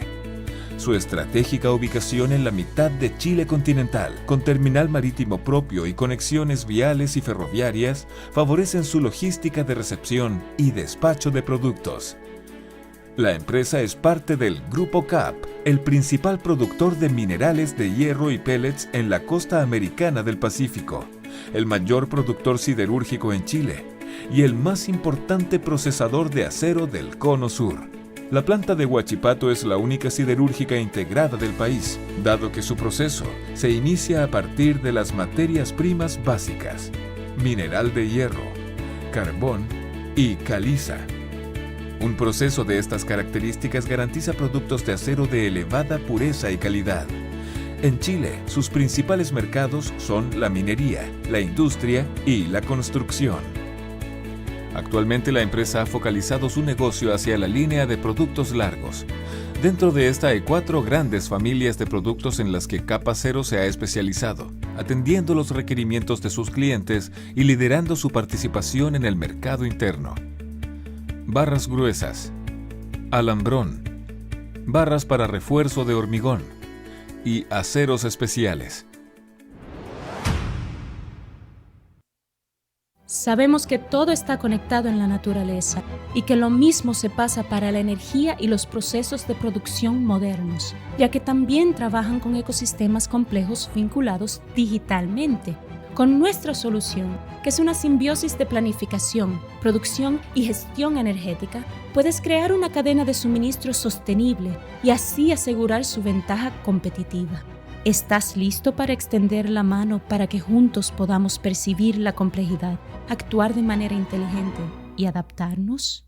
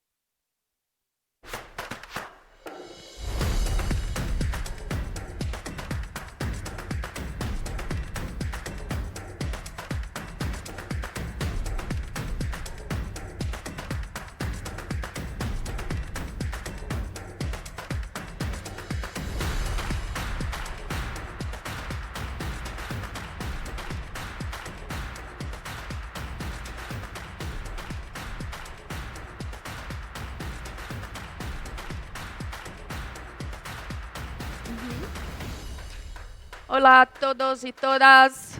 ¿Volvemos? Can we go back? Are we all back? We still have a lot of issues to cover.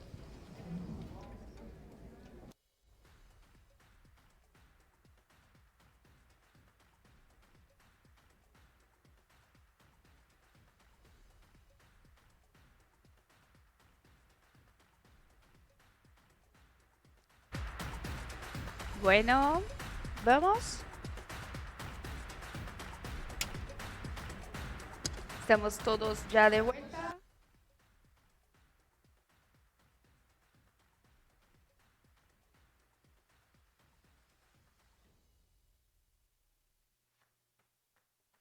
Muy bien. ¿Están ya conectados de vuelta? Pues venga, venga, venga, venga. All right. Welcome back, everyone.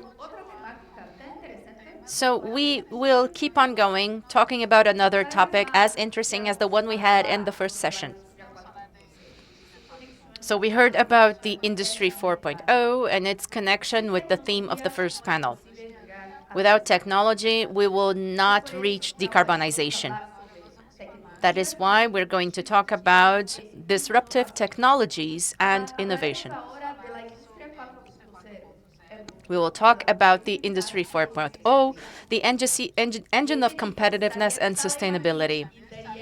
Welcome Javier Salay Martin and Daniel Herrero. Javier Salay Martin is a professor of economics at Columbia University and an economic advisor to the World Economic Forum in Davos. Daniel Herrero is a CEO of Toyota in Argentina and president of the Association of Automotive Manufacturers. So let's start with Javier, and then we will hear Daniel Herrero. Welcome you all. Javier, you have the floor.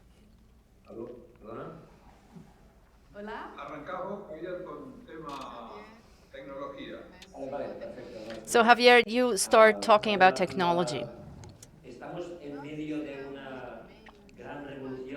So right now we're in the midst of great revolution, maybe the biggest one, which would be the fourth industrial revolution. The previous ones were related to a profound change of technology, the steam first, then electricity. The third was related to computers and networks. Right now, we have the fourth industrial revolution characterized by technology and also by a huge amount of new technologies, robotics, nanorobotics, and everything that we are automating in plants and controlled environments. So we have nanomaterials. We started inventing new materials, some of which are competitors or work with steel. And we are also in the midst of a change in banking services, Uber, for example. So we have fintechs, cryptocurrency, blockchain, 3D printing. 3D printing allows us to have companies come back to our countries, and also technologies that are going to change everything. First, biological technology. So we're able to edit DNA, and we will possibly be able to create new human beings that will extinct the Homo sapiens and we know, and we will have human beings projected with superior intelligence, bodies, prettier eyes. And also we have the artificial intelligence. We are entering a world of cognitive revolution. We're still at the beginning of it with deep learning and machine learning. But in a while, machines will be competing with human beings in a cognitive power, and this will allow us to accelerate innovation and also will change some aspects of our lives. Like, for example, the creation of automated cars that can revolutionize society and will also change the way we organize ourselves. So we are entering very interesting times because we are creating an uncertain future. We still don't know all the costs of that, but it's definitely a different future. Right, so I would like to start talking about Argentina. We consume about 1.5 tons every 90 seconds when we produce, so we will still keep using steel. What Javier said was right. We are entering a very important moment of change, maybe the most important one in 100 years. Because before we had a car manufactured on an iron platform, and now the car is a mobility digital platform. So we are putting technology like the electrical cars, artificial intelligence, and automated cars. All of that is a very important transformation process and connected to the carbon neutral path. So what we will see moving forward is digital taking over, and we have to see how we're able to use those new technologies, which are increasingly more revolutionary to solve all the demands of our clients. So today we have cars with predictive algorithms who can tell who is driving, can avoid accidents, and adjust the mode of function according to the requirements of each situation. So the secret is, how are we going to adapt ourselves to these technologies? And how are we able to implement all of that regionally so that we still grow, considering that the technology disruption makes that those who are not at the forefront stay on the sidelines. When we talk about Toyota, this year we've announced 14 trillion invested in technology that is needed by the world to advance technology. Maybe in an urban setting, we will use electrical vehicles. But when you talk about Brazil, you have ethanol, and that's a sustainable technology. So we will need a hybrid car for long distance traveling, for example. Or maybe cars with hydrogen cells. So we are going to see digital leadership in the industry. So the secret is to be able to follow that future. Javier? Yes, so we have a lot of questions. One of the things that I find very interesting is how can these technologies really affect society in terms of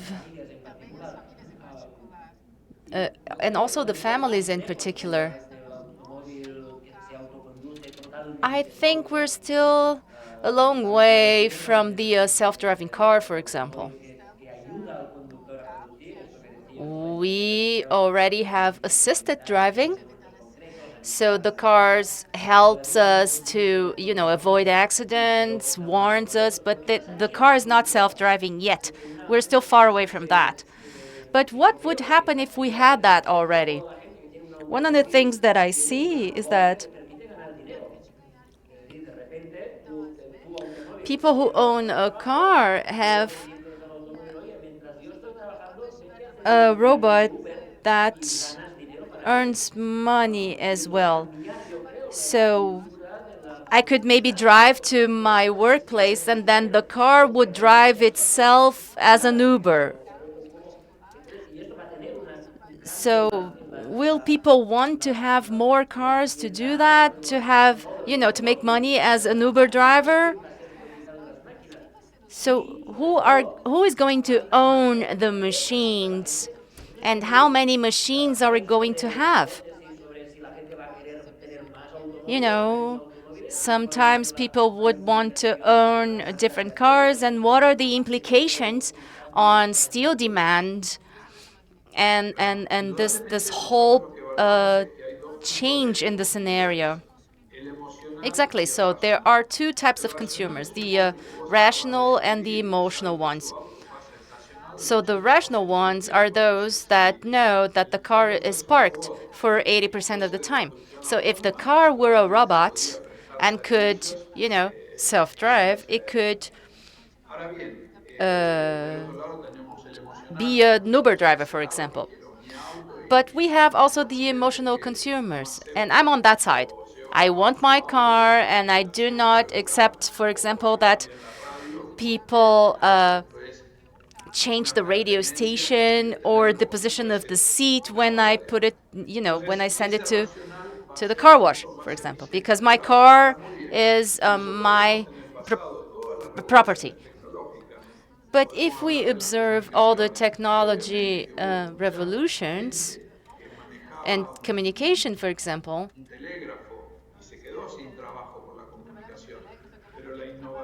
people who work with telex back then did not have a job after a while, but that revolution also revolutionized the sector. So today, we have, even if we have self-driving cars, we will have to improve mobility, and we have to offer different solutions. Honestly, if you look at all the revolutions and technology changes,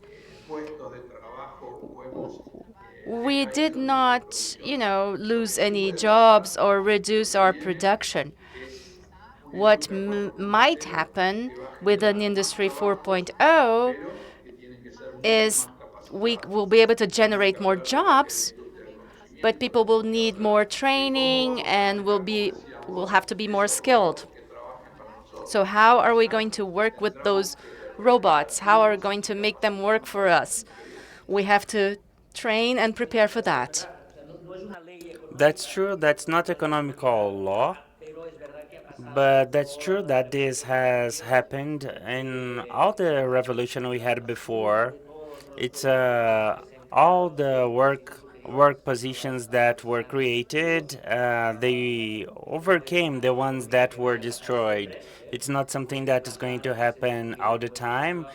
Some work positions might be destroyed or not. We don't know. There are some specific sectors that we had automation replacing people.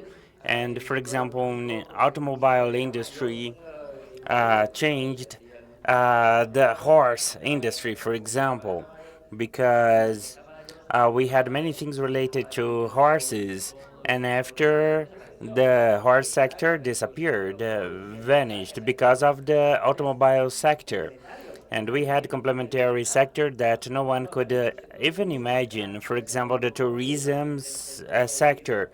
Thanks to the cars, people started visiting the mountains, going to the coast during the weekend, vacation, and then a whole sector emerged. Sectors that nobody had ever imagined this might happen. And people who used to survive from horses disappeared. And we had to adapt ourselves, and people who lost their jobs, they had to learn how to do other things or to work in a hotel or some other positions, the change might be big, and we don't know where we are heading for. Another thing that we are looking at is a change that is not only technological. We have geopolitics, and this will have an impact that will be really big in Latin America. Um, Dating back, as of 2007, we have seen a movement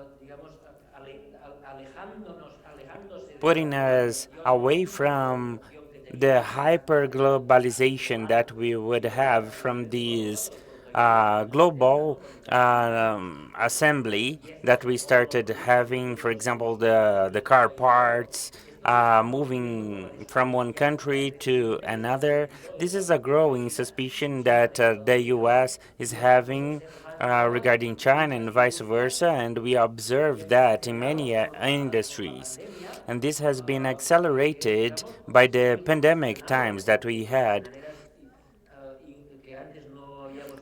And these things are happening in a way that we hadn't seen before. For example, a chain without copper, and the whole industry stops around the world. This happened in Chile, and we left just in time, and now we are in just in case.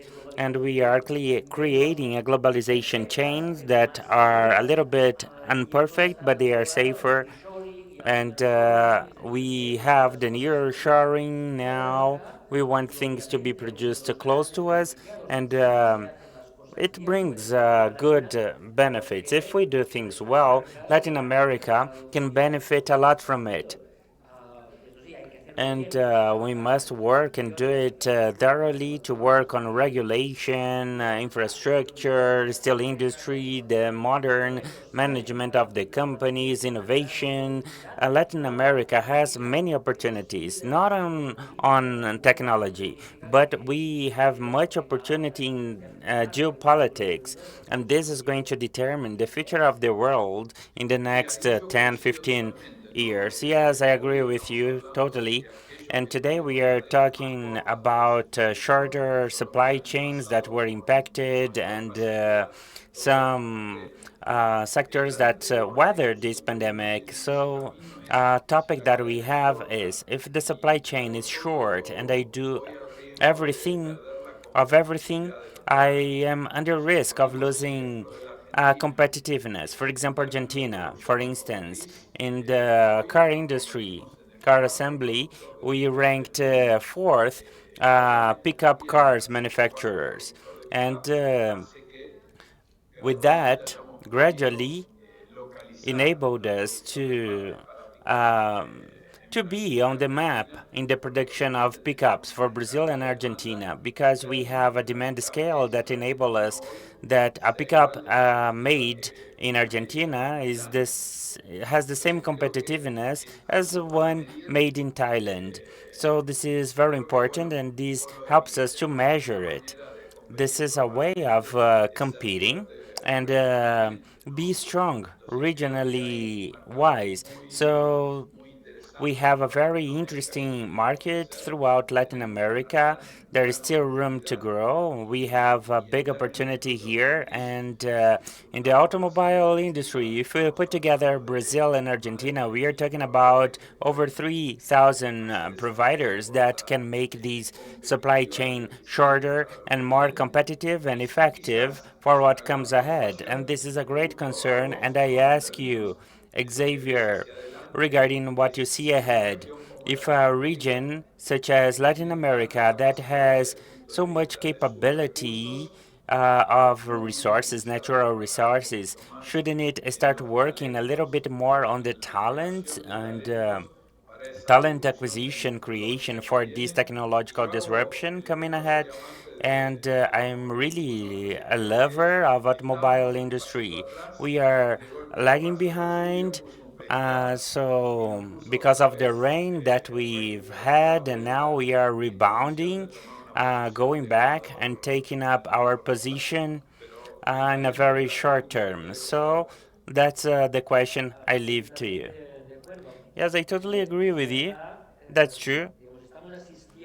We've been watching a second good opportunity, but this doesn't mean that just because we are in the region that you are, or just because you have natural resources or things of this kind, you're going to win.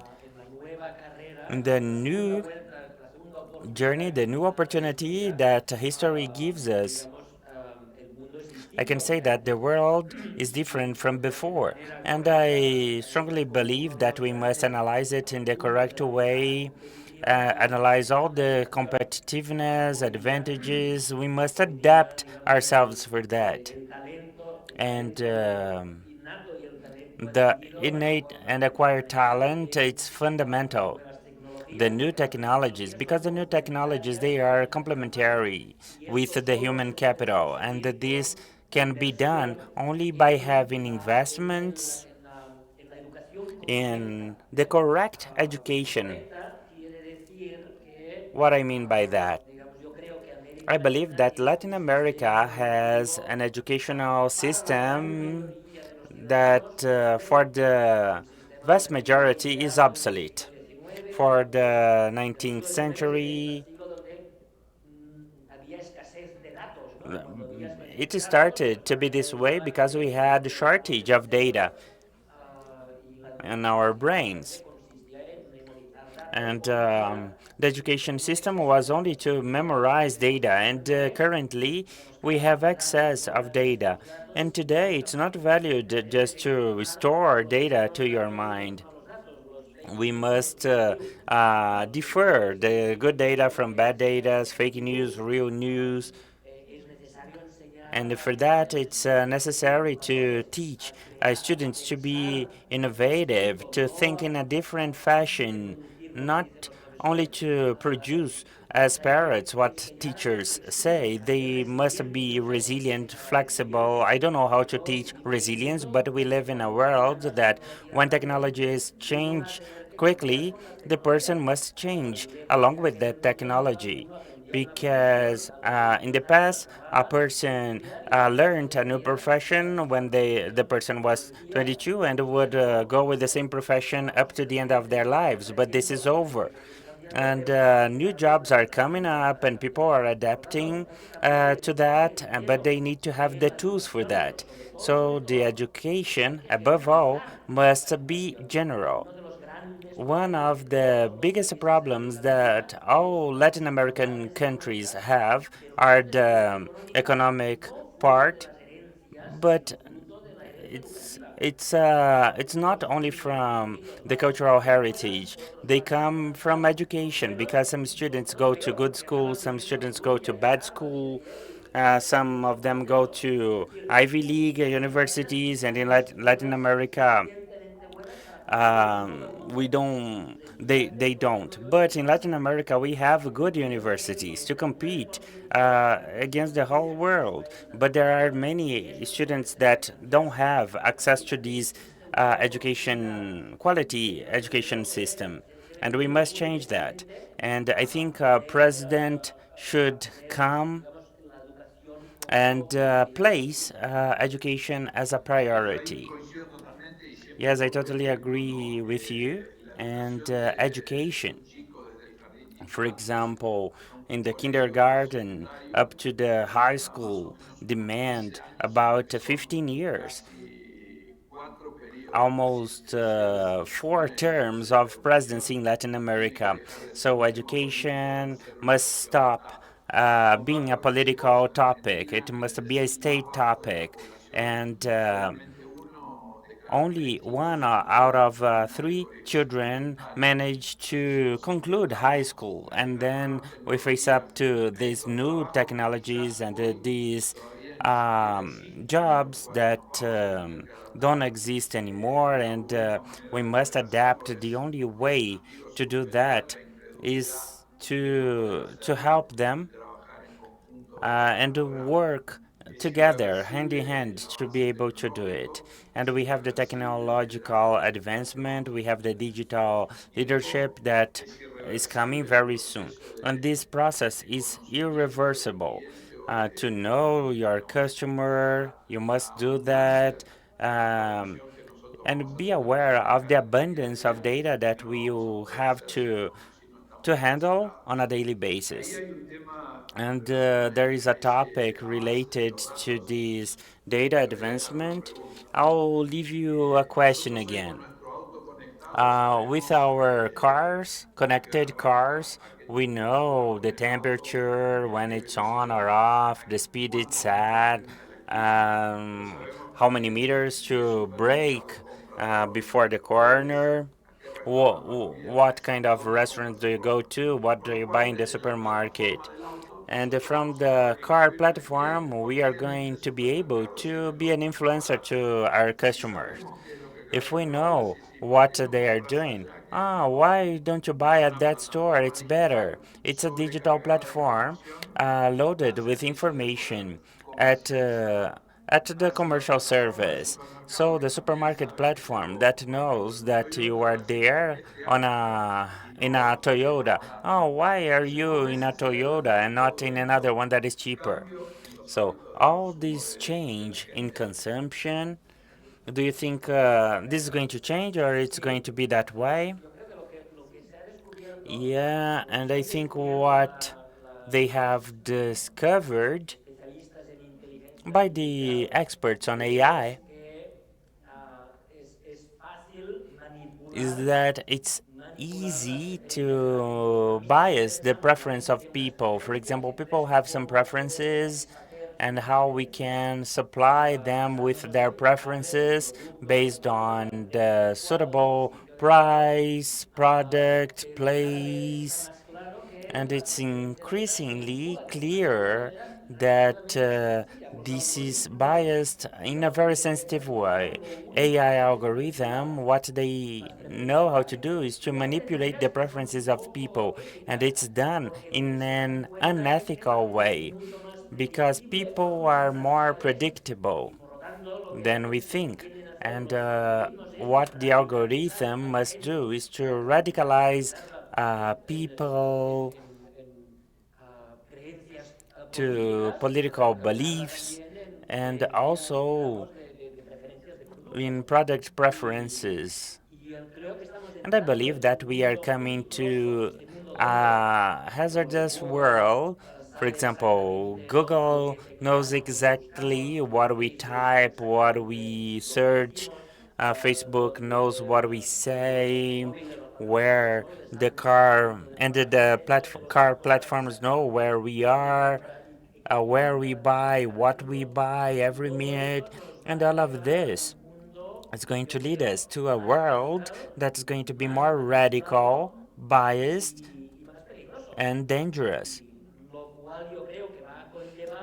And this is going to lead us to a backfire, to have a political reaction limiting the capability that big companies have to use personal data. And instead of accelerating, it's going to deaccelerate the expansion process of AI. However, I think that we must speak as humans, and we are going to discuss privacy a lot, data privacy, because there will be a political rebellion and mass rebellion against the privacy abuse on behalf of government, companies, and people in general.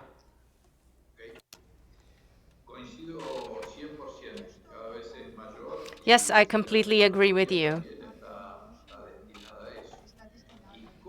Technology is destined to all of that.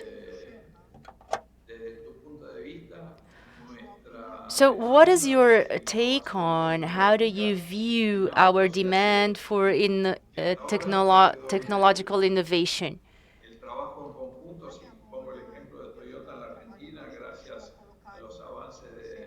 So far, if I talk about the example of Toyota in Argentina, thanks to all the advances, we have produced a car that is more lightweight and contributes to the carbon footprint. So how do you see that technology in the world today? So today we have Google being able to produce cars. Amazon also wants to produce cars. We do not know what the future holds for us. Yes, and we do not know who our competitors will be. We do not know what the disruptive technology might bring. I do not know how much time we still have, but I would like to mention one important thing about what you just mentioned, which is innovation. I think it's very important for everyone to understand what innovation is. We tend to think that innovation is I from innovation, but actually, innovation is an idea, a concept that goes beyond innovation. Most part of innovations does not come from research and development, does not come from making something new out of something old. Innovation itself does not come from R&D. The big changes do not come from research and development. There's also the danger of technology innovation, which is, for example, the core business of what happened with Nokia. They invested in R&D. They were the biggest investor in the R&D, and they were competitors regarding investment in R&D, like the car industry and pharmaceutical industry. So Nokia went bankrupt in 2013. And why did that happen? Just like Kodak closed as well. Because the enemy of innovation is sometimes the company itself. And the biggest enemy is the core business, especially when things are going well. When things are going well, you do not change anything. So I'm already making money. I used to make money before with those old phones, so why are we going to create smartphones now? That was the question. And then came Steve Jobs. He was not working in the phone business, for example, and then he created the iPhone. And then in a few years, Nokia was out of business.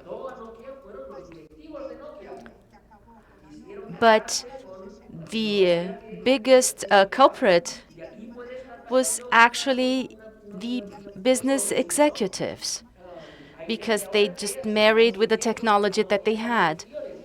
This might happen right now. Companies are doing well with technology and will not try to change the technology. They will want to maintain technology as it is. But the world will keep evolving. Even if you try to, stop the technology, it will keep advancing. The world will keep advancing. You're not able to stop technology. So either you adapt your core business to innovation, and you have to learn how to change things even if you're doing well, or you will end up, going out of business. Thank you so much, both of you. It was a pleasure to listen to both of you talking, but we just ran out of time. I'm so sorry. Thank you so much for your time. It was a pleasure to have you here at our summit. Thank you so much. Thank you, Javier Salay Martin and Daniel Herrero. So right now we will have Francesco Memoli, who will speak on about technologies applied in the steel sector. Francesco is the Executive Vice President of Tenova and inventor of 5 active patents. Welcome, Francesco. Good morning. Welcome, and the floor is yours. Good morning. So could you please help me up and just put up my slides? Perfect.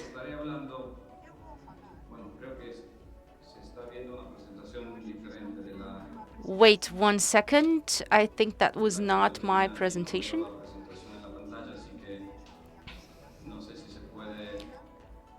Could you please just put up my presentation on the screen? Could you check on that? Okay, great. So we will talk about technology evolution. Is it possible to put up my presentation on the screen? I'm not sure if you could change that. There you go. Thank you.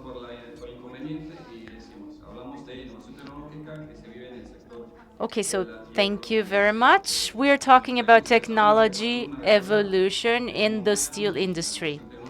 We know that our sector is the spine of our sector, and technology evolution is something that changes our society, that leads to a better production, but with costs. And we have the economy growth can only happen in a sustainable way. So I would like to show you two important paths about technology innovation in the iron and steel industry that allows for sustainable growth. So automation with artificial intelligence, digitalization, and robotics. And on the other hand, new processes with great advancements in terms of the reduction of the carbon footprint. So automation allows tremendous amount of advantages, and the industry is also benefit from it. We are able to produce more organized data to make better decisions. There are also economic benefits, and we have to pay attention to the impact regarding the mitigation of labor danger. We have reduced 15-fold the casualties in the industry.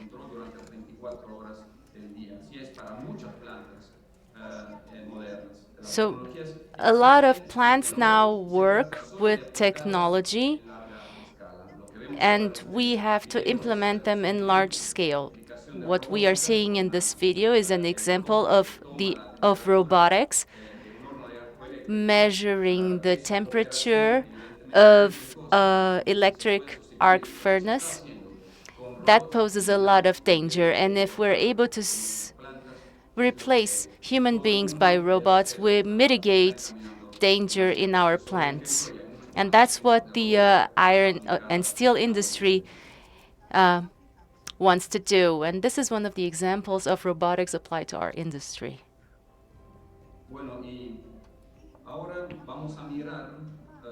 So right now, let's pay attention to some of the advancements that are interesting in the technology innovation of production processes to reduce the carbon footprint.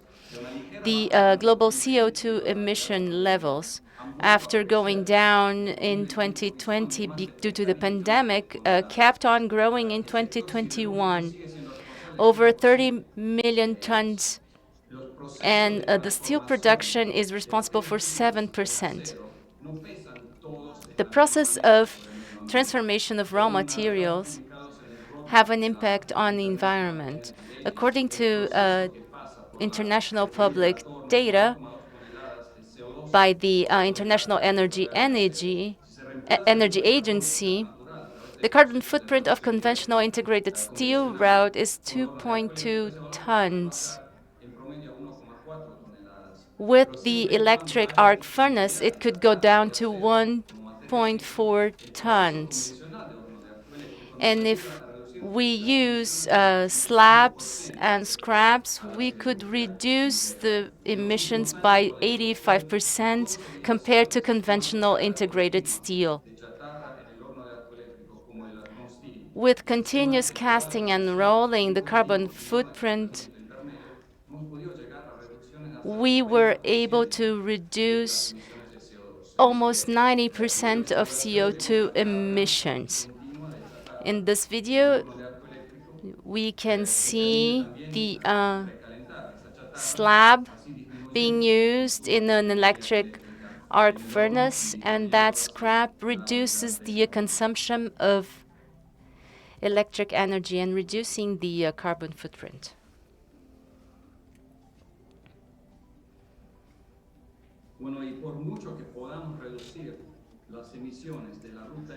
So we are able to reduce emissions, but the impact could be important if we take care of that part of the industry that keeps on producing steel in the conventional way.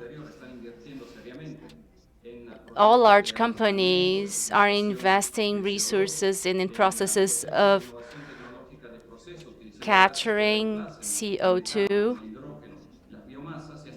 and producing and looking for options to substitute, just like biomass and hydrogen. The processes more advanced are those involving the use of hydrogen, especially based on new technologies. We also have to analyze why these projects are advancing so fast. So this is very easy because we are able to reduce CO2 emission. We reduced 70% of the emission. We improved the green electricity, and we've eliminated, or we're still eliminating in some plants. There's also a technology that it's been used and will allow to reduce this part of CO2 emissions that a few years ago seemed impossible. That allows the production of hot metal and pig iron while massively reducing CO2 emissions. Direct reduction, a proven process with decades of history for the production of high-carbon DRI, and the arc furnace, the preferred technology for low-emission hot metal production, are now combined into one integrated new process, iBlue. Iron ore pellets, either BF or DR grade, are progressively reduced from oxide to metallic iron, and then further converted to iron carbide. Reduced pellets with high carbon content proceed to the next step of transformation at the temperature of about 700 degrees Celsius. Hot pellets are gravity-fed at a constant flow rate into the arc furnace, where they are melted by the electric arc.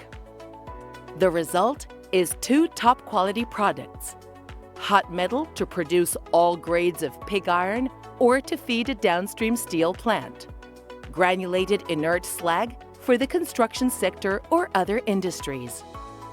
100% of the processed CO2 is selectively sequestered for storage or commercial use. Water vapor is also emitted from the process and is recovered as a cooling fluid. En fin, en conclusión, la industria del hierro y del acero. So the steel industry is recovering regarding other industries with digital solutions, robotic solutions, AI, and the day is coming near us that all the operators, they are going to care more about it, to have this in their plants. So this industry is available there, but there are many plants that are falling behind. And there are many sectors that need to be supported to be greener. All the steel industry has a fundamental role because they send unsustainable things. We must think about the renovation of our processes and also our products. Thank you very much. Thank you very much, Francisco. and all the speakers from this panel. It's really interesting to know that still industry is advancing in technology. Before going to our next keynote speaker, I'd like to thank all the associations, entities who have supported us in this Congress. We have already heard the steel producers as well as their customers and the providers. And now, to add to it, we invite a representative from Vale to debate about the sustainability of the value chain. We invite Marcelo Spinelli, Vice Executive President of Ferroso de Vale. He was the President Director of Terminal de Vila Velha. He led the creation of VLI, and before he worked for Brazilian companies, Submarino and Ambev. Welcome, welcome. The floor is yours. Everything okay? Good afternoon, everyone, and good evening. We learned how to communicate with the world abroad because the world is much bigger than our country. Thank you very much for the invitation. It's an honor to be here with you today. We have several friends here, Chara, Bernac, oh, many people. I can't remember all the names because there are many, but I feel at home now. In this agenda today, we are going to talk about the perspective, the outlook of mining industry in this transforming world we are in. There is a milestone here, and it's really clear. You're together here to solve a problem that belongs to everyone. It's an important milestone, but there is a point that was away for a long time. It's the mining industry and the steel industry.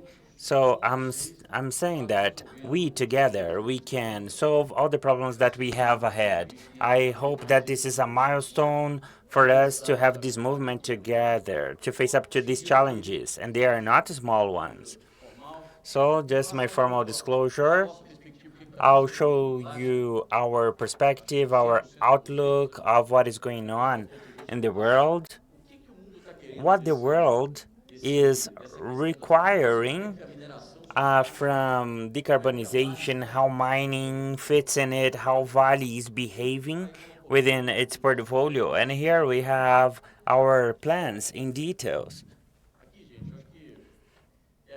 And here we have the reality we've been in, living a depression to euphoria, to look at the difference that we have between from 2020 to 2021. Last year it was fantastic. This year is the same, and the world after COVID must grow again. In 2021, we had an answer, a response. It could have been better, but it was good. We are talking about the supply chain, and we know that in some cases COVID had some up and downs, but the vaccination came and it is here to stay. And in Brazil, so we led this process. Now we have stability. I'm here with my mask off. We are really comfortable. And we have this gradual return that reflects on economy. And it comes here to adapt to everything that we have to add to the world. And Brazil had surpassed these figures, but we have the vaccination rates and the size of the cost expenses that countries are supporting the growth. So infrastructure, we have Biden package from the U.S. who is supporting many companies in our region. And we see that happening in many places. We have the industry accelerating in many sectors. And I know that you know better than that. You know more than what I can tell you about it. So, but here I brought you a world growth, but it's not uniform. It's not standardized. You know about these figures really well. China and ex-China, no non-China. We are in this context now. It's a quicker rebound. In 3 months, they started to grow again. They have capability to change their economy in a more objective way than the other economies we know here, and we can see a growth that is above of what they had expected. So in 2021, a first quarter that is really good. They are growing at 6%, and they reached 9, almost 10% of their GDP and expectations. And there are many Chinese measurements to put their plans into motion. They had their growth target, COVID target, and energy efficiency target that is unnoticed by many. So they reached 2, and then they slowed down. So the energy target didn't used to be part of their scope. But up to that point, okay, we understand that the government promotes cuts, reductions, or releases things on the supply part. We noticed that Chinese economy reacted with a good steel prices and their economy booming. And we can see on the downstream reduction of the demand, and in the construction sector, all of them on average they were below 20% or in their reduction. So we can see that there was a reduction in the construction sector,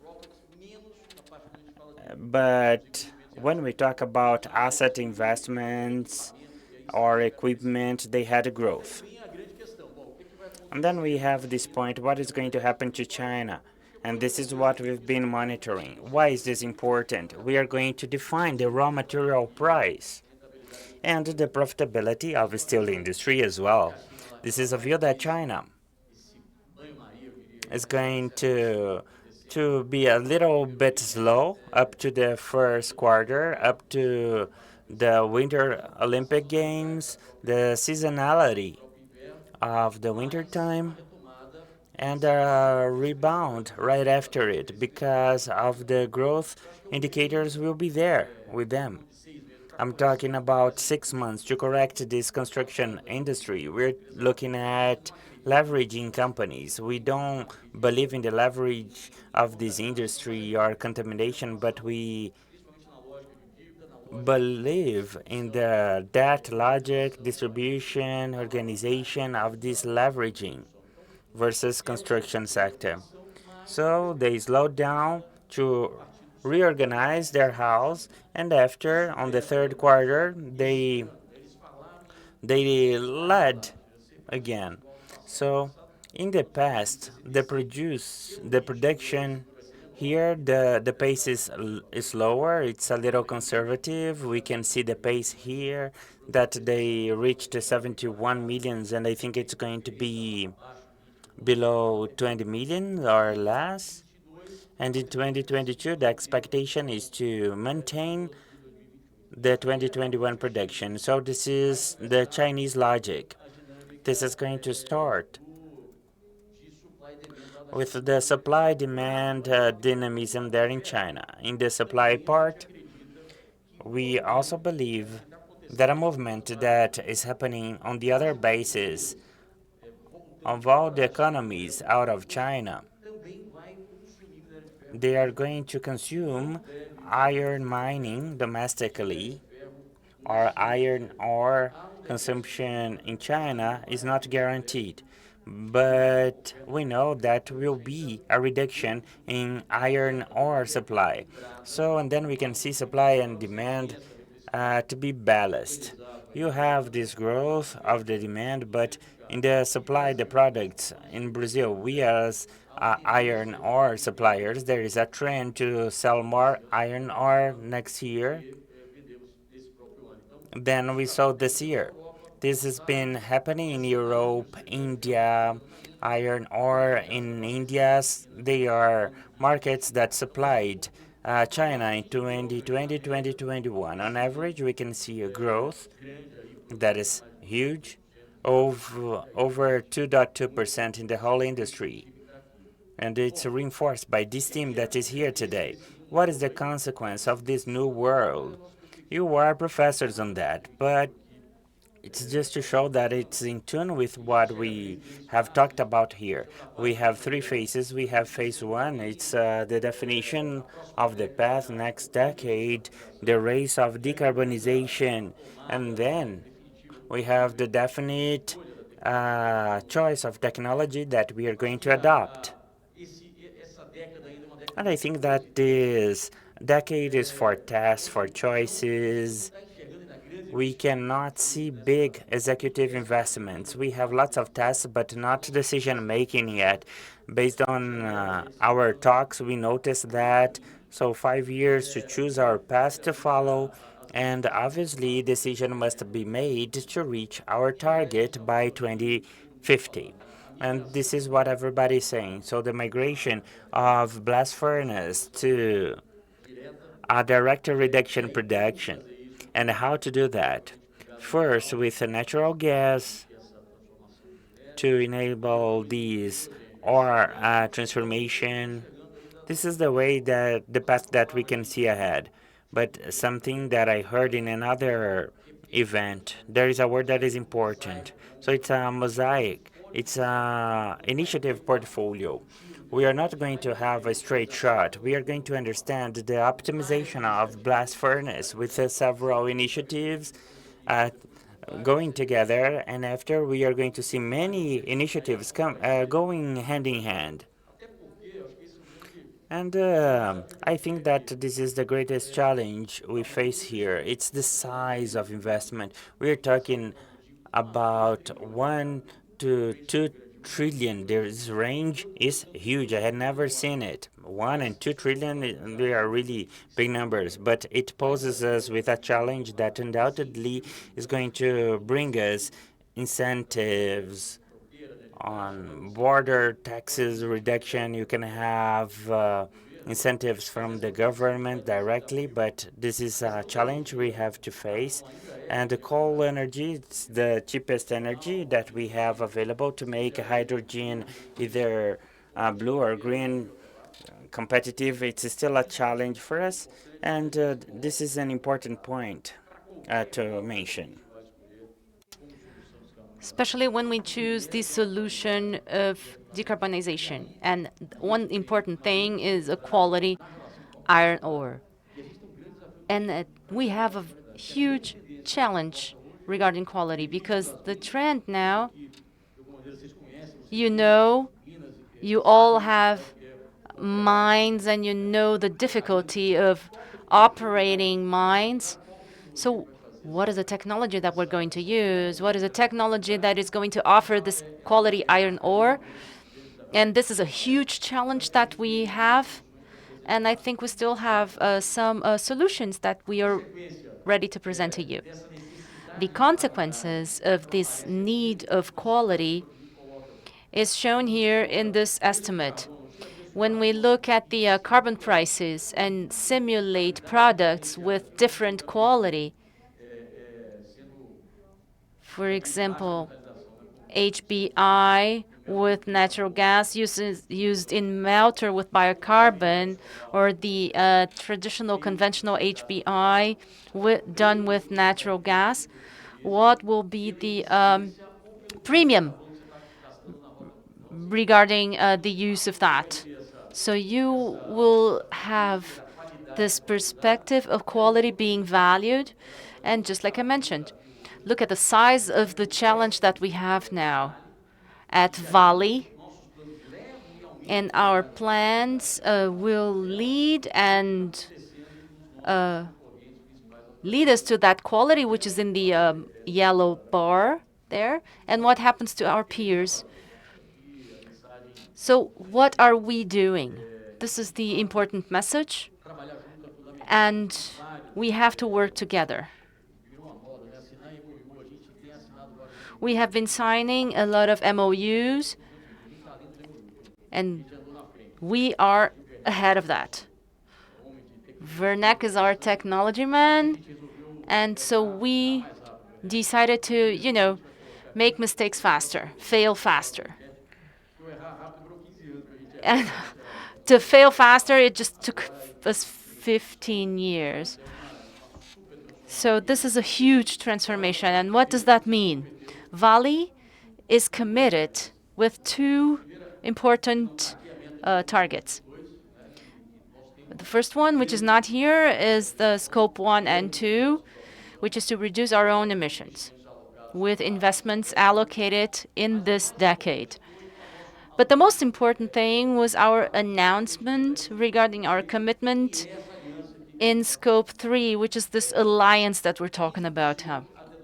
So 15% by 2035 is our target. That is divided in two phases. 15 to 25% is what Vale is doing directly with our products, with our portfolio, with our mining portfolio, creating alternatives with more efficiency in the routes for our clients. And 75 to 85% working together. There are a lot of technologies that we have in-house or that we have to be aligned with you so that we can adjust either on our products or in the supply chain, which is key here for in terms of cost and competitiveness, and how we're going to adapt to this new reality.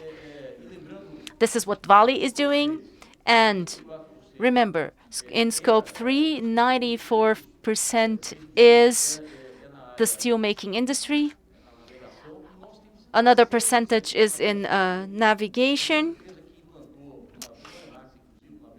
And the first company that implemented the router sail in shipping can represent savings.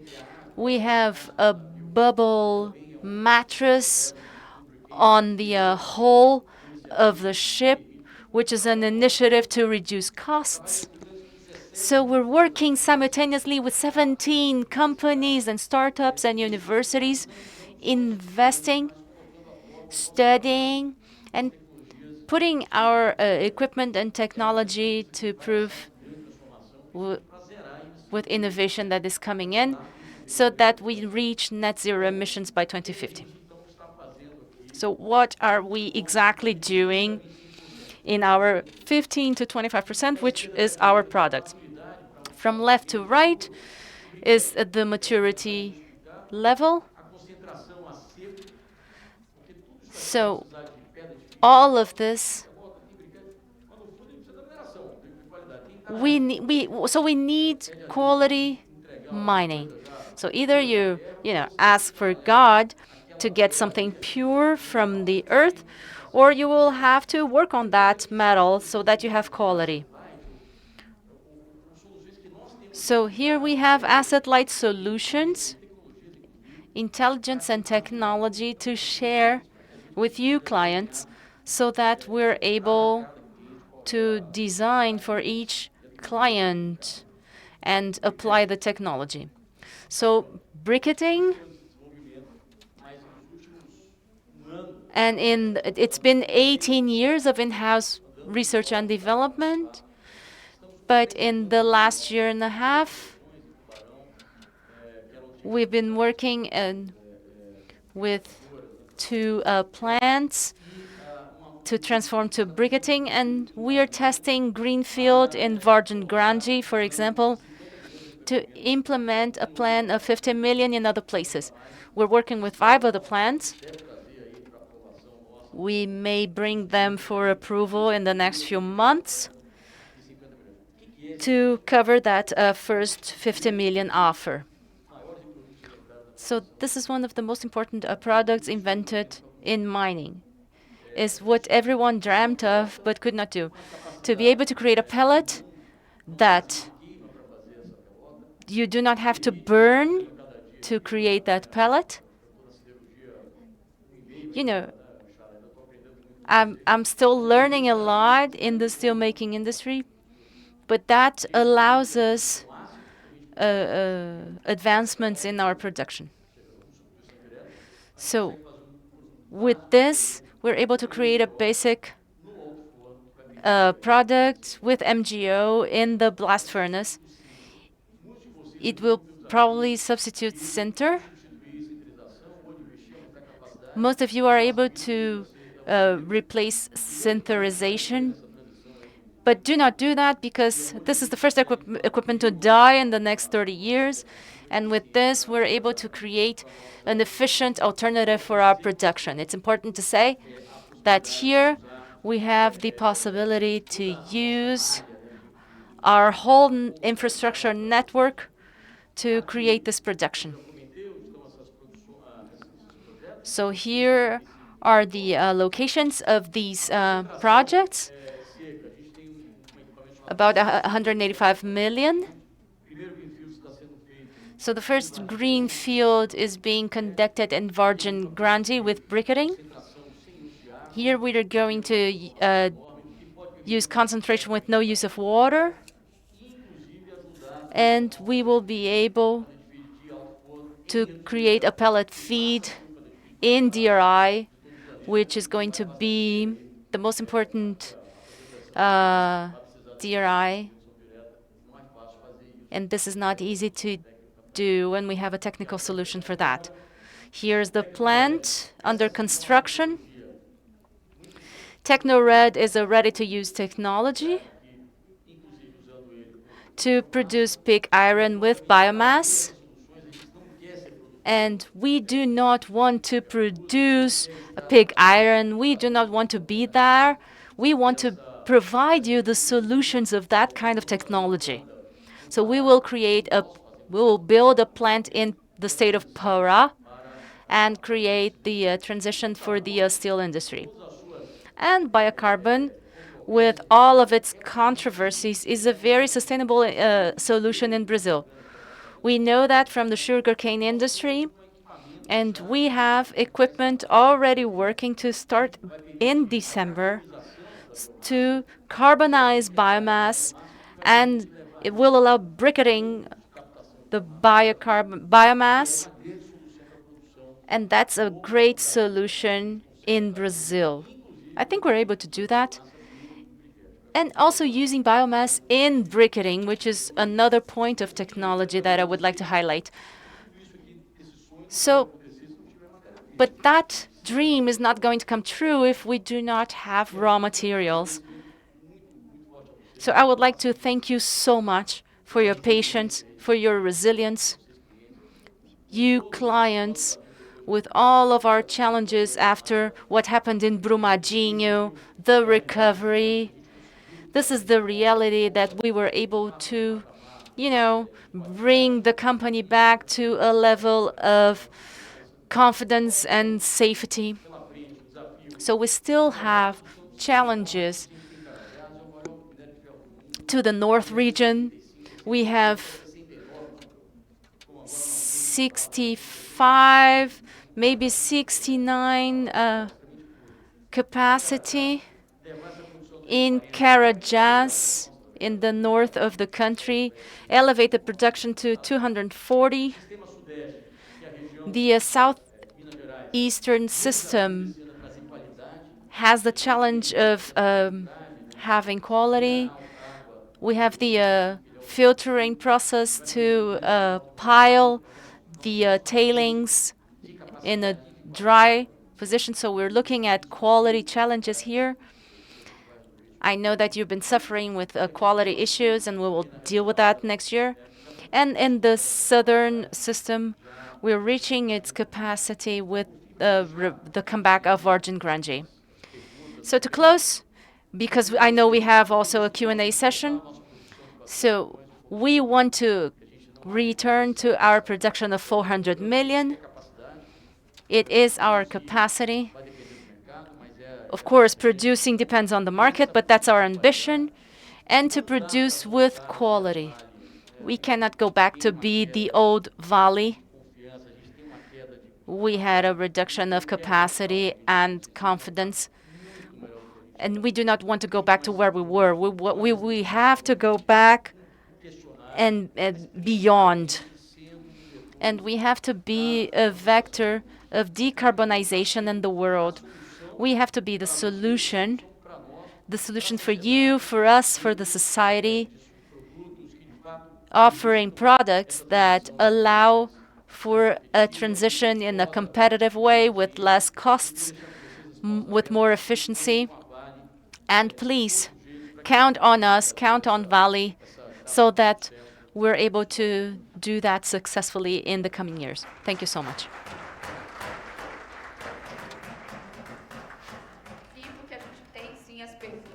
Yes, we do have a Q&A session.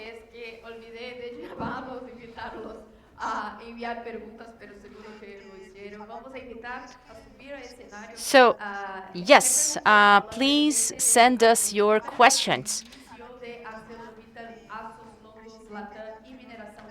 So I would like to invite the president of ArcelorMittal in Brazil. You can also send your questions through our chat box.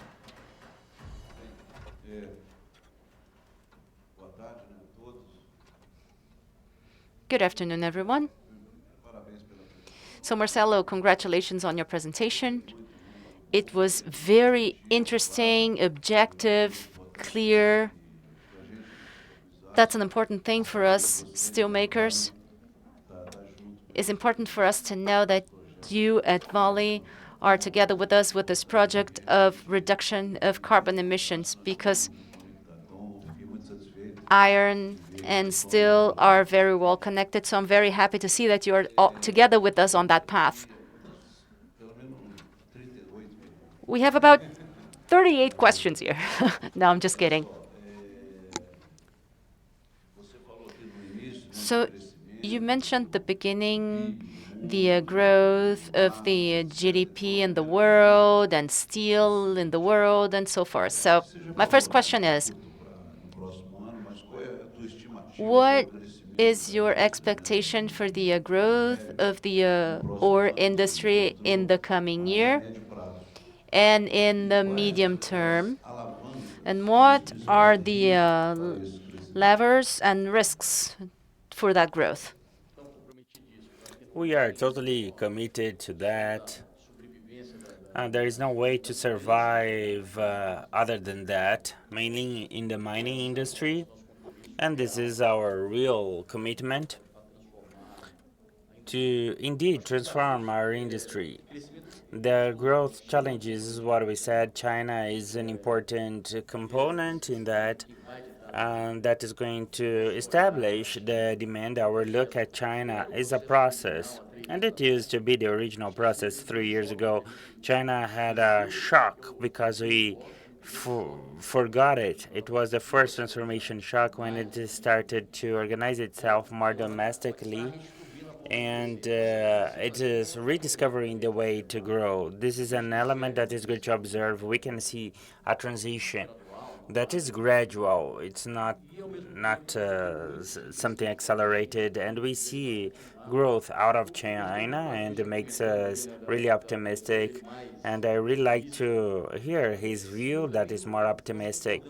We also agree with him.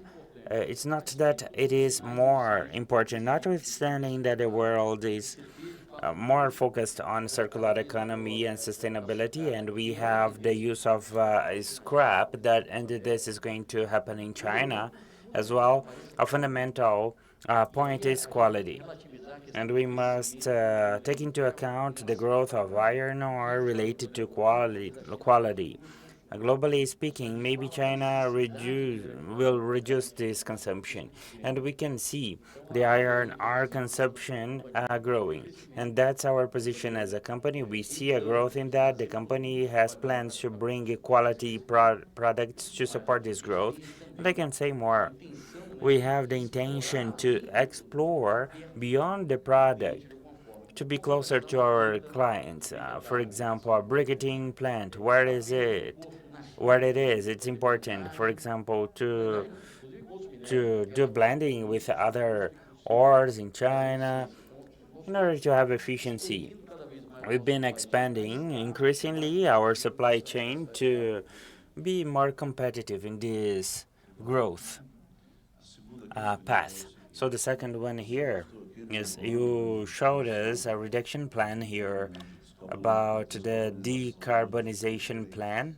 No, 3, I think, yeah? So there is a question here. I don't know if you can mention something about it, about how much Vale is willing to invest in these projects, and if you are going to work together with your clients, the steel industry. So in these decades, we have between $4 to $6 billion for investments. It's in our forecast. So Gustavo was saying what they were doing. We did the same. Sustainable projects, return projects, electrification of the company, and railroad, and use of different energy in pelleting. There are several things. For Scope 3, the first big project is Briquette. We announced many millions of dollars for this plant, and we are going to have a capacity for 7 million. We are planning for 50 million, so the investments will be at 50 millions, and to create high quality products. We have two paths, different paths. We have the concentration, the new fuel. It's a dry concentration for that plant, $100 million for that plant. We have another 100 to invest in it, and the iron ore mining. We have today a 20 tons project. It's called Plus 20, and 10 tons in Carajás. In Serra Norte, we have M3 and M1 and 2. We have all this project focused on growing. And we have Capanema, Minas Gerais. We have a 17 million ton project there.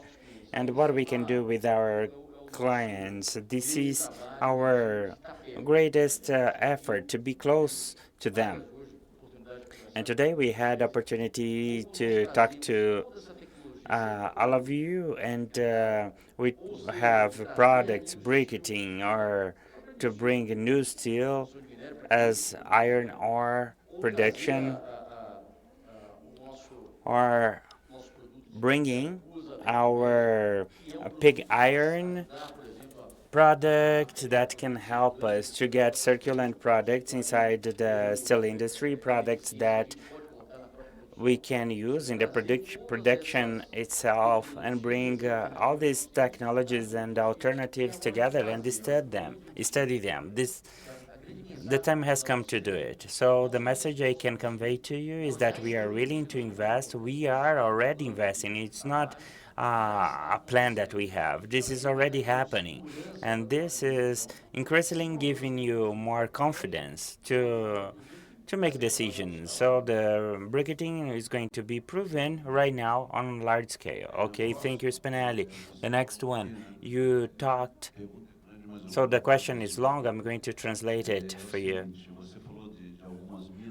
You talked about some depletion mines. So the life cycle of the mines, the environmental part in Brazil, it's becoming more and more difficult. And the question is the following: what is Vale thinking about doing in order to keep on supplying high quality iron ore, and also take into account the life cycle ending some mines, and about the environmental permits? What are your plans in order to keep on supplying to your clients with a high quality iron ore? At Vale, we have two big centers, production centers. Carajás, the iron ore, it has a good quality. It's natural from this raw material. And we have the plants plus 20, plus 10. And we must make sure that everything happens, everything that is within our planning. And we also keep on analyzing the necessities, the needs. We want to be reliable in order, because we don't want to create expectation and don't deliver what we promised. So we want to make people believe that we can deliver what we promise. And the greatest challenge is in the southeast south of Brazil. There is a need for this concentration. Iron ore surpassed this step of being extracted with quality. So now we must improve the use of water, optimize it. So we have these efforts, how to use water and not to use the dams, and we have invested in filtering processes, and we invested $2.3 billion dollars, and they are high numbers at Vargem Grande, Itabira, and Burucutu, and this is going to enable us to have a production without dams. So it helps us to have control of the dams. And the technology development and the concentration without water, and it's a sensational technology that we acquired. It has a footprint and flexibility that is incredible, and we can place it in remote places out of the production mass center, and we can be closer to our clients. These are the paths we are following. Okay, thank you. And we have another question here. I will skip it. Let me get to this other question. I think it's more related to what you've just said. What are the solutions of Vale for DRI solutions? Do the briquettes are applied directly or not? Great question. Excellent. Briquetting today was developed for blast furnace. We have four blast furnace. We are on the fifth test. So we told them a brief that we were doing with a direct furnace, and we were testing it.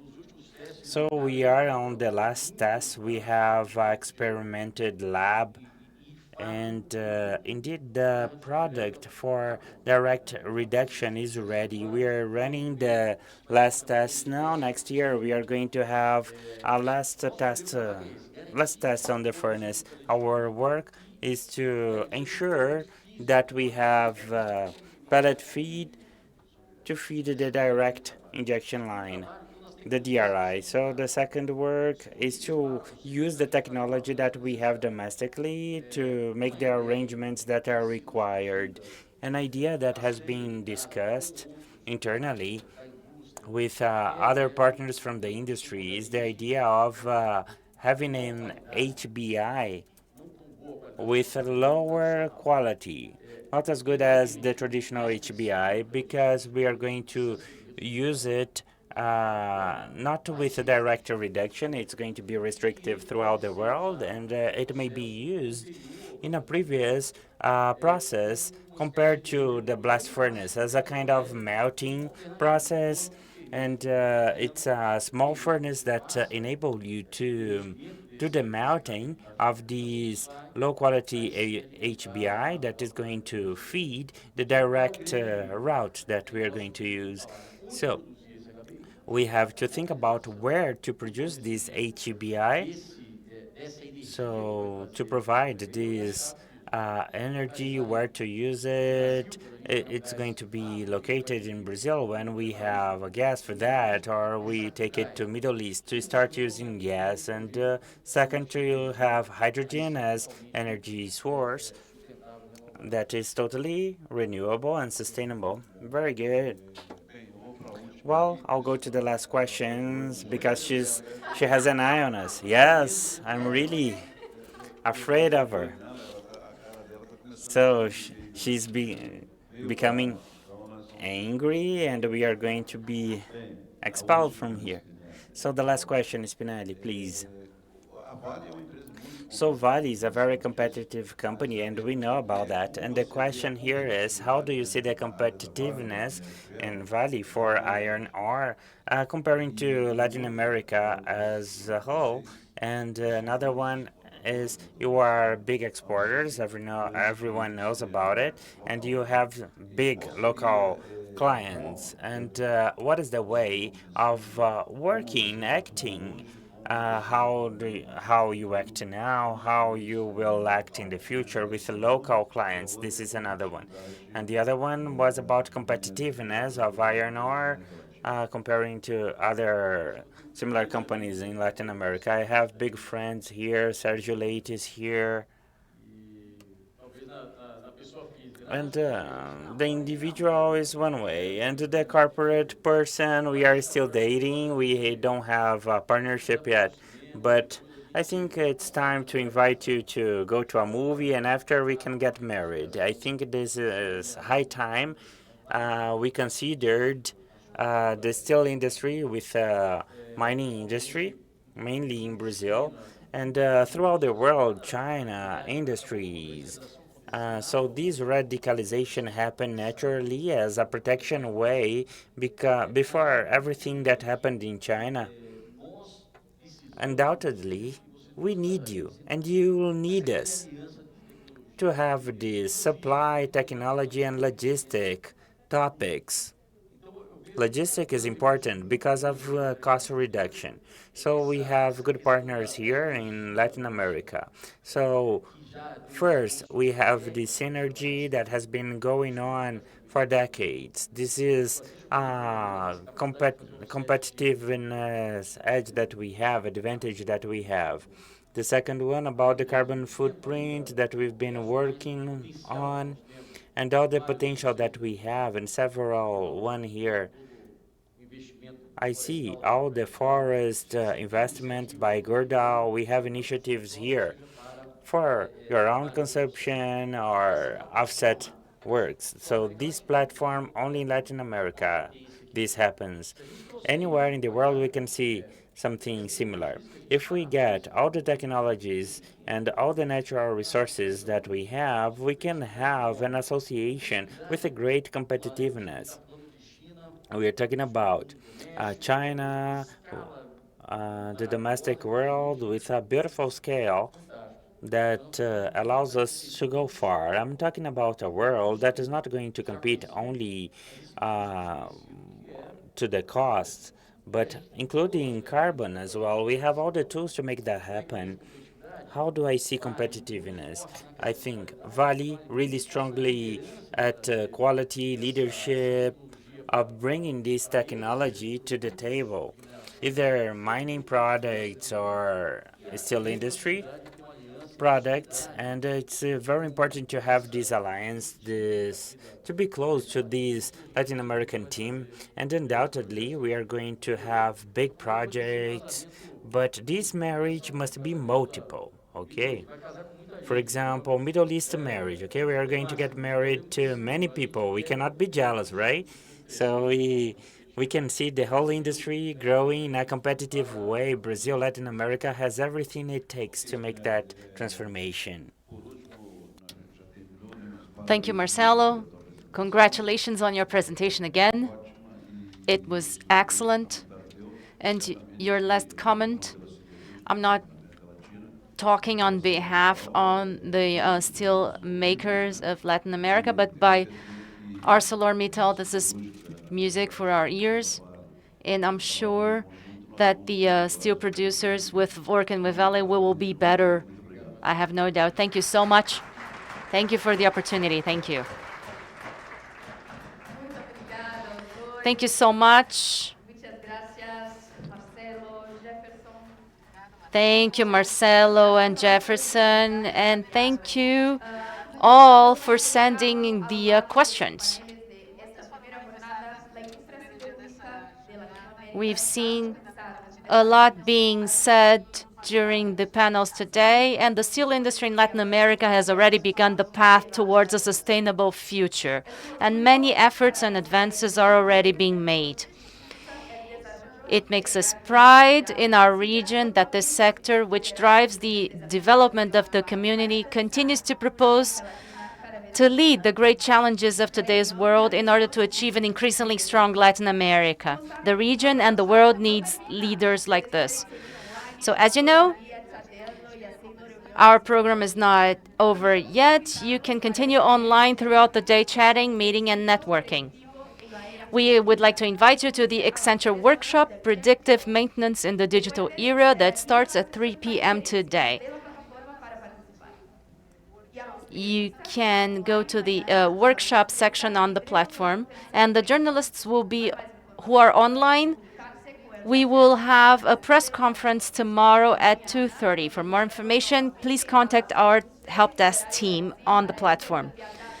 Tomorrow, we'll meet again at 11 a.m. in Brazil to exchange data and experiences to accelerate the industry discussions around the future of the steel industry in a sustainable world, with panels on the political, social, and economic landscape in the region, diversity and inclusion, and upcoming challenges. So invite the tweeters and Instagrammers. Follow us again on our networks at Red Alacero and share today's event on your network so that we can continue to consolidate the positioning and leadership of the steel community. Use the hashtag Alacero Summit 2021. And last but not least, we invite you to complete today's survey, and your answers will enrich and will help us to improve year by year. Thank you very much. See you all tomorrow.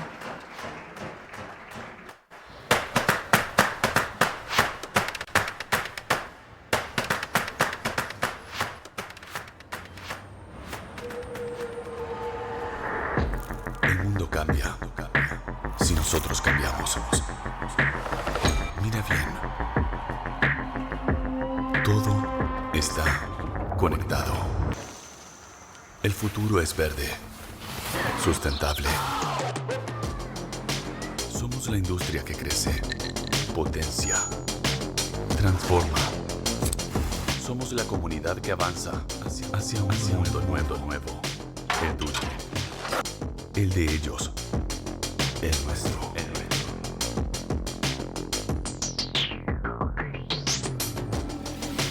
Desde lo más pequeño a lo más grande. El acero nos conecta.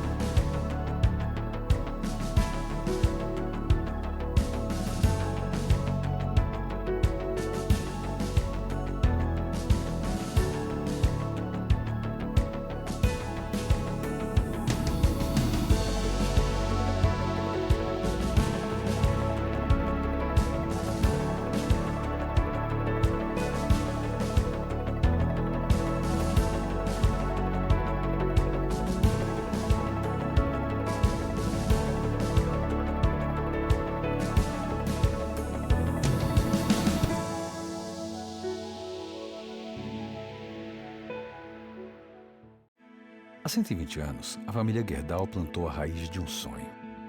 Uma fábrica de pregos que virou uma das principais produtoras de aço do mundo.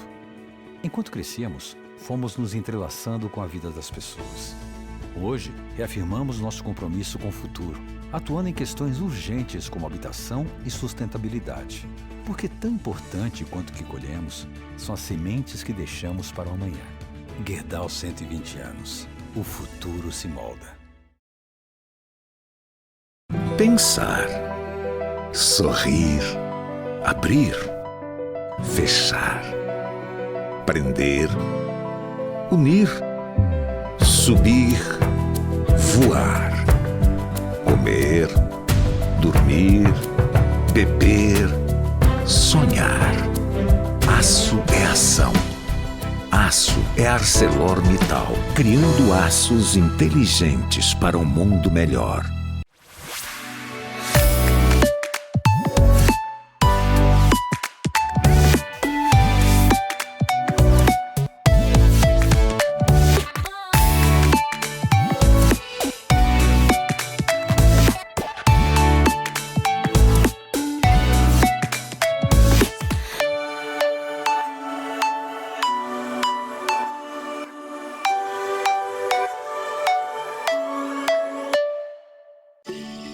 Tudo na natureza está interligado.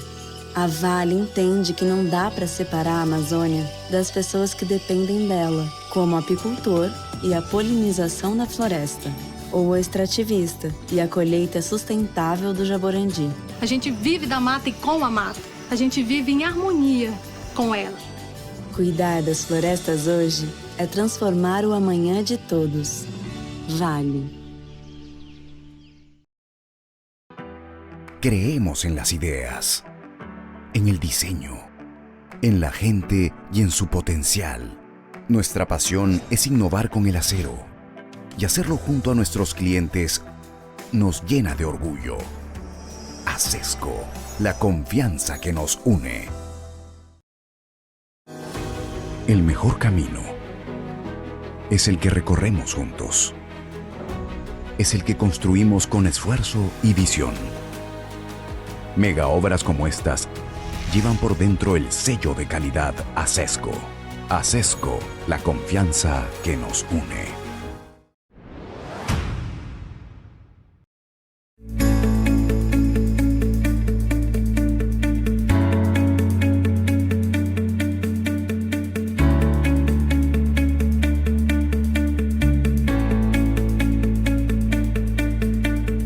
CAP significa en Chile y el mundo acero de calidad.